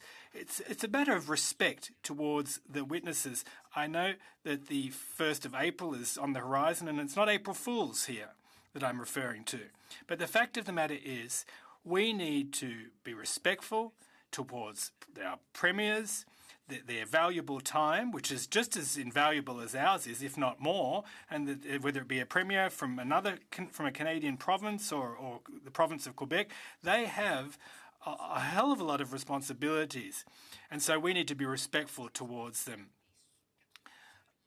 I don't think that my 80-hour shift of per week suggests that, you know, I'm lazy, and the reason I'm speaking now against having these meetings is because I'm lazy. It's not about that. I work hard. It's a matter of respect to those witnesses that we have before us. And we also have teams that are working in the background, and we're continuously, you know, keeping their nose to the grindstone, leaving them in panic mode, when really we should be more respectful towards them and towards the witnesses. You know, none of this should be rushed through. I just wanted to put that on the record. I'm ready to vote whenever you see fit. Thank you. And to the extent that my colleague took any personal offense, I apologize. I was not in any ways intending that she was lazy in other ways. What I am saying, and I make no apologies for this, is that Canadians are facing an affordability crisis. And thank you for sharing your personal story. And I've heard from tens, if not hundreds of people in my riding who are going through that exact scenario. And the reality is, the facts are the facts. The parliamentary budget officer came before us today and told us— Point of order. Yes, Ms. Atwin? I believe we're debating a motion that's on the floor, so I'd like to question the relevance of Mr. Lawrence's comments right now. I think he is speaking on it, but we always allow very wide latitude with debate. Go ahead, Mr. Lawrence. Thank you very much. And so, just to respond to that, what I'm talking about is the carbon tax, which is what the premiers wrote to the Finance Committee about, which was the genesis of the situation of which we find ourselves to right now. We've seen 7 out of 10 premiers objecting to the federal implementation of the carbon tax, and the carbon tax has caused significant financial challenges for Canadians. And it's this Prime Minister who has chosen to divide Canadians for political purposes. It's this Prime Minister who said that Canadians in one part of the country have to pay the tax while others don't. It's this Prime Minister and this little Point of order. I don't see how this relates to whether or not we meet tomorrow. I'm sorry, Mr. McKinnon, if you could just wait for us to interrupt and recognize you for your point of order, but go ahead now, please, sir. Sorry, I don't really see the relevance of how this relates to our decision before us to meet tomorrow or not. Thanks. You can continue, Mr. Lawrence. Point is that this Prime Minister and this Liberal government has always operated by dividing, seeking to pit different groups of Canadians against each other. Point of order. Yes, Mr. McKinnon? The decision before us is whether we meet tomorrow or not. It has nothing to do with allegations about what this government is up to. I encourage all members to stick to the topic at hand. I'm afraid that's not for you to encourage other members, but we take your point, Mr. McKinnon. Mr. Lawrence, you can continue, sir. Point of order. It is entirely my I'm sorry, privilege Mr. McKinnon. If you wish to have a point of order, that's fine, but please wait till I recognize you. Very well. Go ahead on the point of order, please, Mr. McKinnon. I will challenge the chair. It is entirely within my purview to urge the members to take whatever action I deem appropriate. It's not up to the chair to criticize me on that basis. But I certainly do encourage all members to realize that we have before us a decision on whether or not we meet tomorrow, and I think we need to adhere to that motion. That's fine, Mr. McKinnon, but I don't think it's for you to decide on the relevance, as we've stated before, and many times in this committee and others, that we always allowed a rather wide latitude in discussions, especially in debate. But I understand your point. Please, if you could just wait for me to finish my commentary, Mr. McKinnon. But as I said, we always allow a very wide latitude on these issues. I was going to refer back to Mr. Lawrence, but go ahead again, Mr. Point of order. Yes, I am not deciding what is relevant or not. I have expressed my opinion as a member, subbing into this committee that this discussion is not relevant. I'm entitled to make that observation, and I'll let it rest there. Okay, then. Mr. Lawrence. Thank you. Thank you very much. And so the point that I'm making, and I do appreciate my Liberal colleagues listening intently to my commentary, but I will sort of, for their sake, sort of, I guess, distill this down into the relevance. So as I said, I believe it was 4 premiers that I've seen media reports on have written to the Finance Committee to ask to talk about the impending increase in the carbon tax. Thus, the urgency is April 1st when it goes up by 20%, 23%, I should say. We've heard testimony today from the Parliamentary Budget Officer that it increases the cost of food, that on average, a family in Ontario, Alberta, everywhere the backstop applies are out money. In some cases, thousands of dollars. Right from his report from the PBO, the fiscal and economic net loss in Alberta for the average household is $911. In Saskatchewan, it's $525. In Manitoba, it's $502. In my province, the beautiful province of Ontario, it's $627. It's in Nova Scotia, it's $537. In Prince Edward Island, it's $550. In Newfoundland, Labrador, it's $377. We're at an affordability crisis. People are barely getting by, and I guarantee you that every one of the MPs on here has gotten emails, letters, or calls from distressed constituents that are finding it difficult to get by. And Mr. Chair, point of order. Just again, getting back to relevancy as tomorrow's meeting. I understand where Mr. Lawrence is coming from. He's not a regular member, so if it was so important for regular members of the Conservative Party to show up, they would have shown up. I believe it was Jack Layton who said, if you want a promotion, you got to show up to work. They didn't. I'm sorry. And Mr. Lawrence knows he's had tremendous respect for me. This meeting was called at the last minute. And I just want to inform the committee members of the consequences of, if we don't treat this motion today, the premiers will not be testifying tomorrow.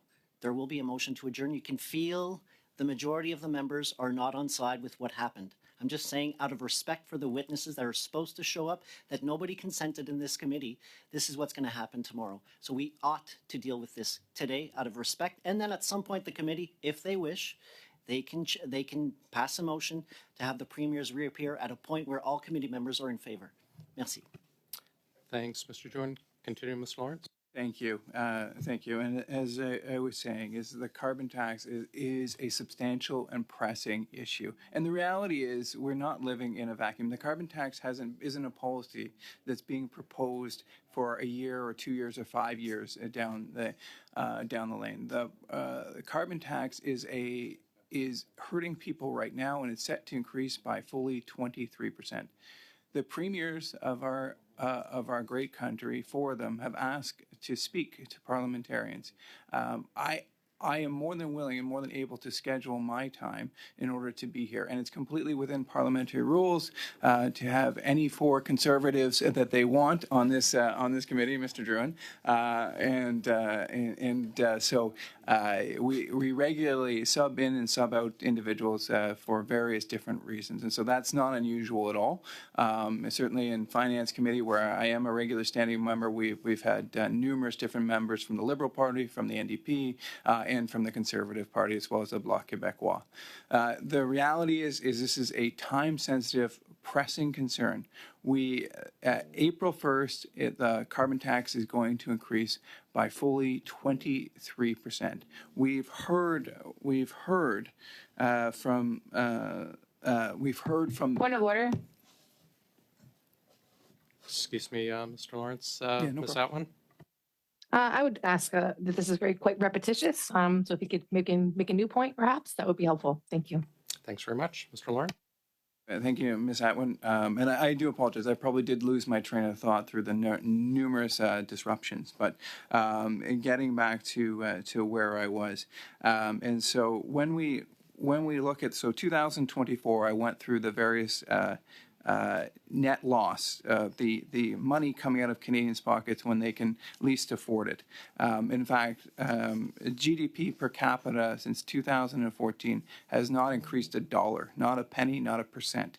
In the United States, it's increased by nearly 50%. Canadians are getting poorer, and then this is a sucker punch. Point of order. Go ahead. Thank you, Mr. Chair. Once again, I fail to see the relevance of this to the question at hand. Also, I fail to see the relevance of having any premiers speak to us on estimates.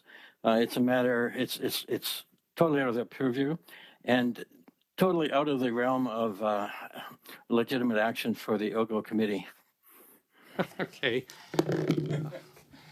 I find it funny you're talking calling relevance on the motion and then refer to something else, but I appreciate that. Mr. Lawrence, we'll go back to you. Thank you very much. As I was saying, Canada is in point of order. Wow. Go ahead, Mr. McKinnon. 2 words. So my comments on relevance have to do with the current speaker's speech and how they're going on way off topic.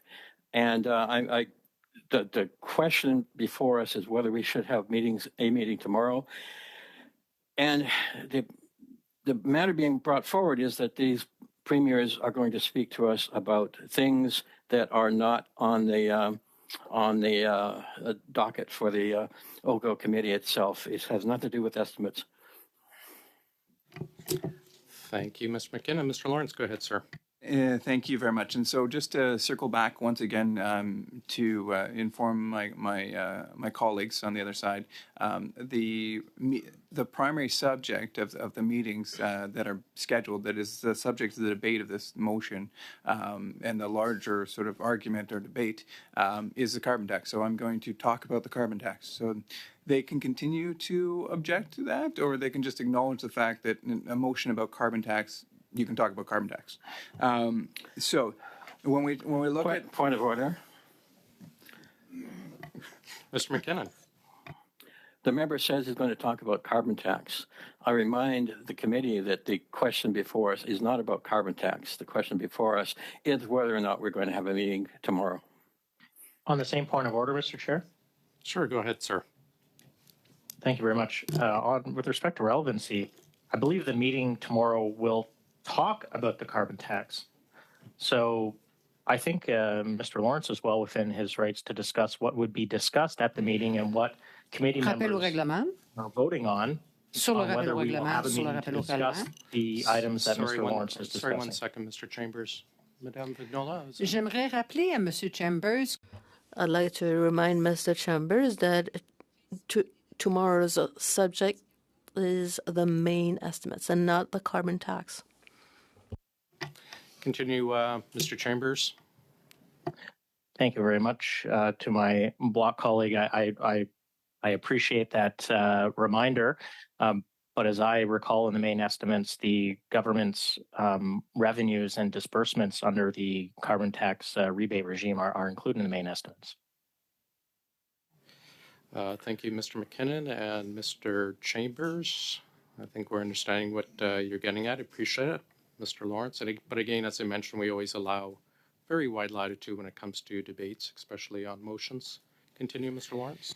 Thank you, Mr. Chair. And just to sort of close the loop on that, hopefully, is the main estimates talk about the revenue in and out of the carbon tax. And actually, there's a large gap between the amount of rebates being paid out and the amount of money collected in billions of dollars. And so I think because the government does claim that the carbon tax is neutral, is revenue neutral, and that's not what the main estimates show, I think it's more than relevant. And in fact, if there were billions of dollars missing elsewhere, I think we would want the committee to spend significant time studying where that lost billions of dollars went. But getting back to, as I said, the issue of the carbon tax, Canadians, of course, are facing an unprecedented affordability crisis. In fact, Philip Cross, noted statistician and I believe economist as well, has stated that we have the worst economy since the Great Depression. We've experienced zero economic growth on a per capita basis since 2014. And so, and then we add on top of that the sucker punch of the carbon tax, and we put Canadians in a very difficult position. And on a go-forward basis, one of the reasons for the urgency of hearing from the premiers is that as of April 1st, the carbon tax is set to go up by 23%. Point of order. Ms. Atwin. Repetition again. Literally, these same sentences have been reiterated several times now. Thank you very much. We take your point, Mr. Lawrence. I'll continue from that point. So as of April 1st, the carbon tax is set to go up by 23%. And the PBO did not just the net economic fiscal, not just the fiscal and economic net loss in 2024, 2025 that I wrote off, but they also projected it going forward to 2030 to 2031. This is the train that we're trying to stop. And so in Alberta, the average household will lose $2,773. Order, Mr. Chair. I hope the honourable member knows that the OGGO committee does not have the power, and I hope he reminds Albertans that the 13-cent premier is going to increase the tax on Albertans. It's not a federal policy; it's an Alberta policy. I will not recognize you again. Yeah, I'm just saying. Mr. Drouin, please allow me to. I know it's just. I just want to ask Mr. Lawrence how long does he have? How long does he have? Allow me to recognize you first on your point of order, sir, just so we can maintain, especially with those who are virtual, it's very difficult to maintain any sense of decorum. Mr. Lawrence. If you would indulge me, Mr. Chair, I actually didn't catch Mr. Drouin's question. I would honestly like to respond to it. If you would allow him to have the floor to answer the question, if that would be cool. Yeah, just being cognizant of everybody's time, I'm just wondering if Mr. Lawrence is going to talk for 20 minutes, 30 minutes, 40 minutes, an hour, 2 hours, 3 hours, 4 hours, and just remind him again, we may not deal with this issue today, but we will deal with it tomorrow, and that will, just because you can sense the majority of the committee members where they're at. So I'm just saying, regardless of what you do, this will be the impact tomorrow. And before we continue, thanks, Mr. Drouin, and I realize that normally we do allow a lot more just back and forth, but just because it's split between in-person and virtual, it's just a bit more difficult. We'll just ask everyone, happy to recognize for a point of order, but let me recognize you for the floor first before you continue, so that whoever is speaking at the time can be interrupted properly and can hear your point of order. Thanks very much. And so, as I was saying, from 2030 to 2031, the PBO predicts the following will be the net financial impact. And keep in mind, this is a carbon tax that the government has said numerous times that it's revenue neutral, that Canadians get back more what they earn. And the PBO has exposed that as what it is. And I'm just going to say it. It's a lie. And so the point of order. Go ahead, Mr. McKinnon. Firstly, Mr. Chair, I appreciate your problem in trying to keep all the ducks in a row. Being a sometime chair myself, I recognize that and I acknowledge your issues. But I would take great exception to the member speaking of this policy as a lie that is completely unparliamentary and out of line. Thank you, Mr. McKinnon. I just urge everyone from all four sides of our table or our round of our circle here to be cognizant of their comments. Mr. Lawrence. Thank you. I just when the government is telling us that when they are saying that Canadians are getting more in rebate than they're receiving, than they're paying, and it's untrue. And the parliamentary committee has, and the parliamentary budget officer has confirmed this to us, and I have the numbers right in front of me, and I'm happy to show them. So my advice, candidly, to him and to his party would be to stop allowing falsehoods to go out from the Liberal Party that state that the carbon tax is revenue neutral. It's not true. That's in the main estimates. B, that Canadians are not worse off for the carbon tax. We heard testimony multiple times from the parliamentary budget officer. And C, that they say that it's not inflationary. When we heard from the government of Bank of Canada, fully a third of inflation, and we actually saw what happened in Saskatchewan, where we saw inflation drop precipitously with the non-collection of the on-home heating. So these three things are facts, they're undisputable. And so if you say otherwise, I'm sorry, that's a falsehood, that's not true. I was sent here by the members of Northumberland, Peterborough to speak the truth, and that's what I'm going to do. And so when we look at the net fiscal and economic impact in 2030, in Saskatchewan, it's $1,723 per household. In Manitoba, it's $1,490.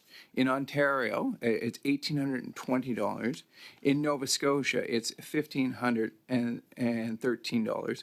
In Prince Edward Island, it's $1,521.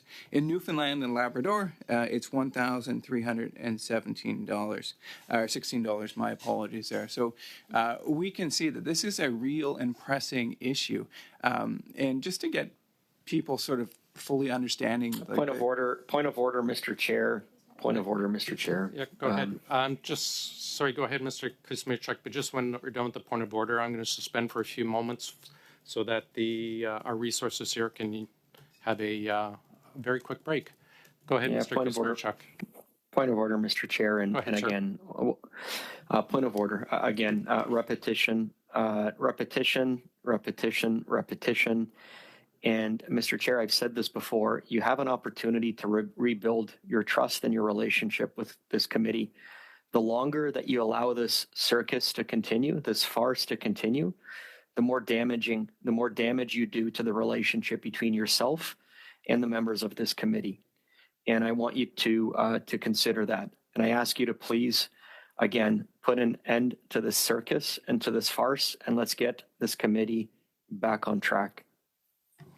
Thanks. I hear what you're saying, Mr. Kuzmichuk. I disagree with your choice of wording, but I hear you loud and clear. I will return to our colleague, Mr. Lawrence, with that in mind, but we will suspend for about 3 or 4 minutes just so all the support staff and others can have a quick refresh. So we'll suspend for 4 minutes.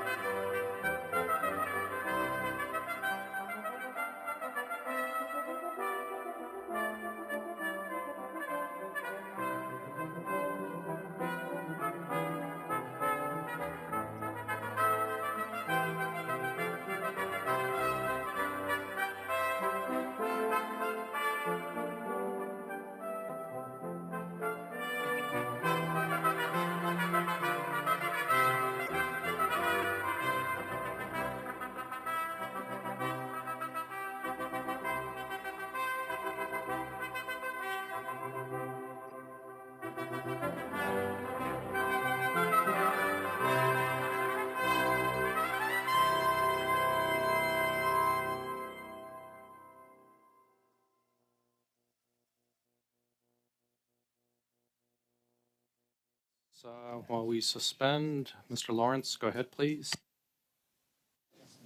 Thank you, Mr. Chair, and thank you to our interpreters and to the clerk and to the team here and to the analysts there. We appreciate your work there. In Finance Committee, we have a rule where the analysts actually have to put their name tags out there, and because I don't believe you. In this case, gentlemen, but ladies and gentlemen, get the recognition you deserve there. So, but I was just talking about the fiscal and economic net impact to Canadians in 2030 and 2031, and just at the risk of being point of order again, and just because we did take a suspension, I would like to just briefly reiterate why we think it's important that we have this hearing tomorrow, and the urgency. The carbon tax is set to go up on April 1st, and of course we've got the Easter break coming into place shortly. We're coming up on Easter weekend, and to all my Christian friends out there, happy Easter. This is really the last opportunity we'll have to hear the premiers before the increase on April 1st of 23% in the carbon tax. So it's really now or never to hear from the premiers, and if they are willing to take time out of their extremely busy schedules, I believe that. We should be able to organize a committee to hear them, and I believe that the notice of motion or notice of meeting has already gone out. I'm quite sure that out of the 160 odd Liberals we have in the House, that they could arrange 4 or 5 to appear tomorrow to hear this very important testimony. And what I think sometimes gets lost, because when we're in these rooms, we only see we see the parliamentarians, of course, our great analysts, our interpreters, and clerk, and our chair, and maybe a few folks from the media. But we're all here to represent hundreds of thousands, millions of Canadians. And I think more than the questioning of any particular right of privilege of an MP to ask various individual questions, I think it's clear that this is a subject that Canadians want to talk about. We have over 70% of Canadians who are against the carbon tax, and if we've got multiple premiers lined up who want to listen to us, I think we can certainly we can organize just to have one meeting to listen to them and get 10 or so members of Parliament to listen to them. And so because of the potential impact of the carbon tax. And so let me just put some context actually with respect to why this is so important. Is that the carbon tax is in many ways a tipping point I see for the Canadian economy, because if all other lights were go for the economy, it might be a different matter. But we have warnings from across the political spectrum, from economists of all stripes, telling us that this economy is in severe peril. Whether it be the lack of capital investment, the OECD predicts that we'll be near the bottom. I think at the very bottom, actually, over the next 40 years with respect to capital investment, and capital investment along with innovation and our workers underpin the foundation of productivity. Productivity is, of course, measured as GDP per hour. Canada has been a laggard in this category, and has really sort of drifted downwards in the last 10 years. And in order to increase GDP per capita, I heard actually an economist on one of the political shows yesterday citing 2 things we need to get done to include and increase that productivity. One is we need a reduction in taxation. It's squarely on the carbon tax. And the second thing is we need to attract foreign investment by making it easier for our projects to happen, to make it the ease of business for both big and small business to perform their wonderful work. And so the carbon tax hits both of these things because the carbon tax creates additional costs and uncertainty into the Canadian economy, while at the same time it's an additional level of taxation.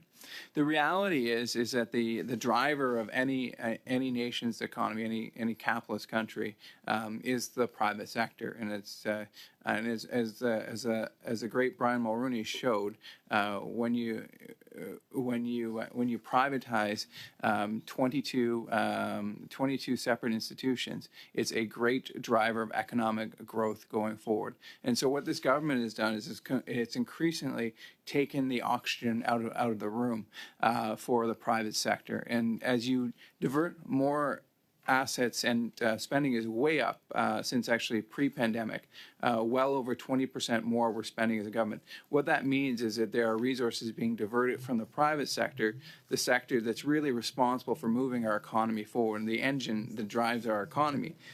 You begin to suffocate it, and you've seen that impact with respect to our productivity numbers. They haven't increased once again since 2014. And I really see the carbon tax as sand in the gears of the Canadian economy. It's slowing everything down, and then folks will talk about, well, we need the carbon tax to reduce emissions, and that just ain't so, as I would say, because currently we're near the bottom. I think we're 62 out of 67 with respect to emissions reductions. We're not on track to meet any of our emissions targets. We've blown by targets. The only time we were, quote unquote, on track was when our economy was shut down during the pandemic.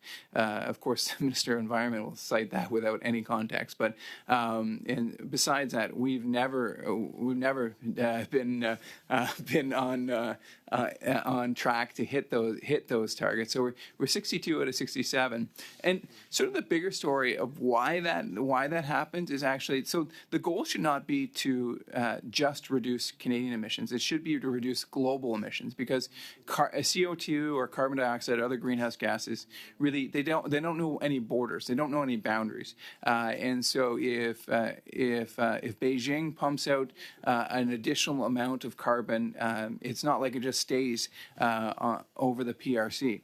And so the reality of it is so what we're doing when we impose the carbon taxes, we're pushing Canadian industry out of Canada. So clean, sustainable Canadian energy. In my great province of Ontario, that means a lot of nuclear and hydro and carbon-free power, and we're pushing that industry out of this relatively, in fact, clean Canadian energy, and we are pushing it towards other jurisdictions that don't have carbon pricing but have far less clean energy sources. And so the reality is that by putting these punitive costs on our Canadian farmers, on our Canadian business owners, what we're doing is we're funding other authoritarian regimes around the world, while at the same time costing ourselves. And actually, it in many cases has a net negative impact, not just to the Canadian consumer, but also to emissions going on. Because you can just picture it. If you are a factory operating in Northumberland, Peterborough South, you're going to have a lot of your power created by Darlington, a great nuclear facility. And if in fact you can't make it there, and you say, well, it's less expensive to go to West Virginia or Guangdong province or someplace where there is not a carbon tax, or even Mexico. Mexico is a very small carbon tax, but very, very small. What happens is now you are, instead of having nuclear energy power this manufacturing, powering the economy, what... Point of order. Yes, Ms. Atwin. I'm sorry, Mr. Chair. I'm really trying to give my colleague the latitude that he seeks in this moment, but I'm hearing same tables being shared. I'm hearing the same sentences being shared. Now we're talking about other nations. This is not relevant at all. Thank you, Ms. Atwin. Mr. Lawrence, we always allow wide latitude if we could bring it home. The challenge with that is in the same point of order, I heard the fact that I was repetitious and I was also adding too much new material. And so the reality is that the Prime Minister continues to lie about the effectiveness and about the treatment of the carbon tax, right? So point of order. Yes, Mr. McKenna. Once again, the member has accused the Prime Minister of lying. It is completely unparliamentary, and I would ask him to apologize. I have another unsolicited point of order asked for a resignation as well. But Mr. Lawrence. I mean, the truth is the truth, and the reality is the Prime Minister is lying. Point of order. It is completely unparliamentary. On that point of order? It is totally against the rules. What is not allowed in the House is also not allowed in committee. Sorry, we had another point of order. The point of order is he's suggesting that it's non-parliamentary, but with all due respect, the Prime Minister is continuing to say that Canadians are better off because of the carbon tax. It's an outright lie, period. Yeah. Thank you. I think we were at Mr. McKinnon. Once again, I believe that's a violation of the standing orders and the general practice of the House to accuse a member of lying. And I would ask both members now to apologize. I would cite the following letter as evidence of a lie, so. Point of order, Mr. Chair. I just point of order on parliamentary. Hold on. Sorry, Mr. Doohan. Before I go back to you, was that Mr. Doohan or Mr. Kazmierczak? Chair, you can't point of order a point of order. Okay, Mr. Doohan, go ahead. Just point of order. Okay. I would just caution Mr. members Doohan, in terms of using language. I could say Pierre Poilievre is a liar because he's misquoting the Bank of Canada. The carbon pricing represents 1/20th of the impact on inflation. So that's for the record. The Bank of Canada has stated that clearly, but I wouldn't say that, and I will retract my comments because I'm an honorable member. Or Ms. Goodridge. Thank you. Sorry. I'm very new tuning in. However, I've been listening from my apartment here for a while, actually my office.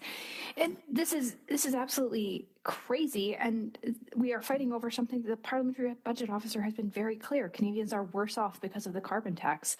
There's been absolute disingenuous information coming from the Liberals throughout this entire meeting. I'm sorry, I'm interrupting. Because of all this is ridiculous. This is disorder. I am adjourning. Enough.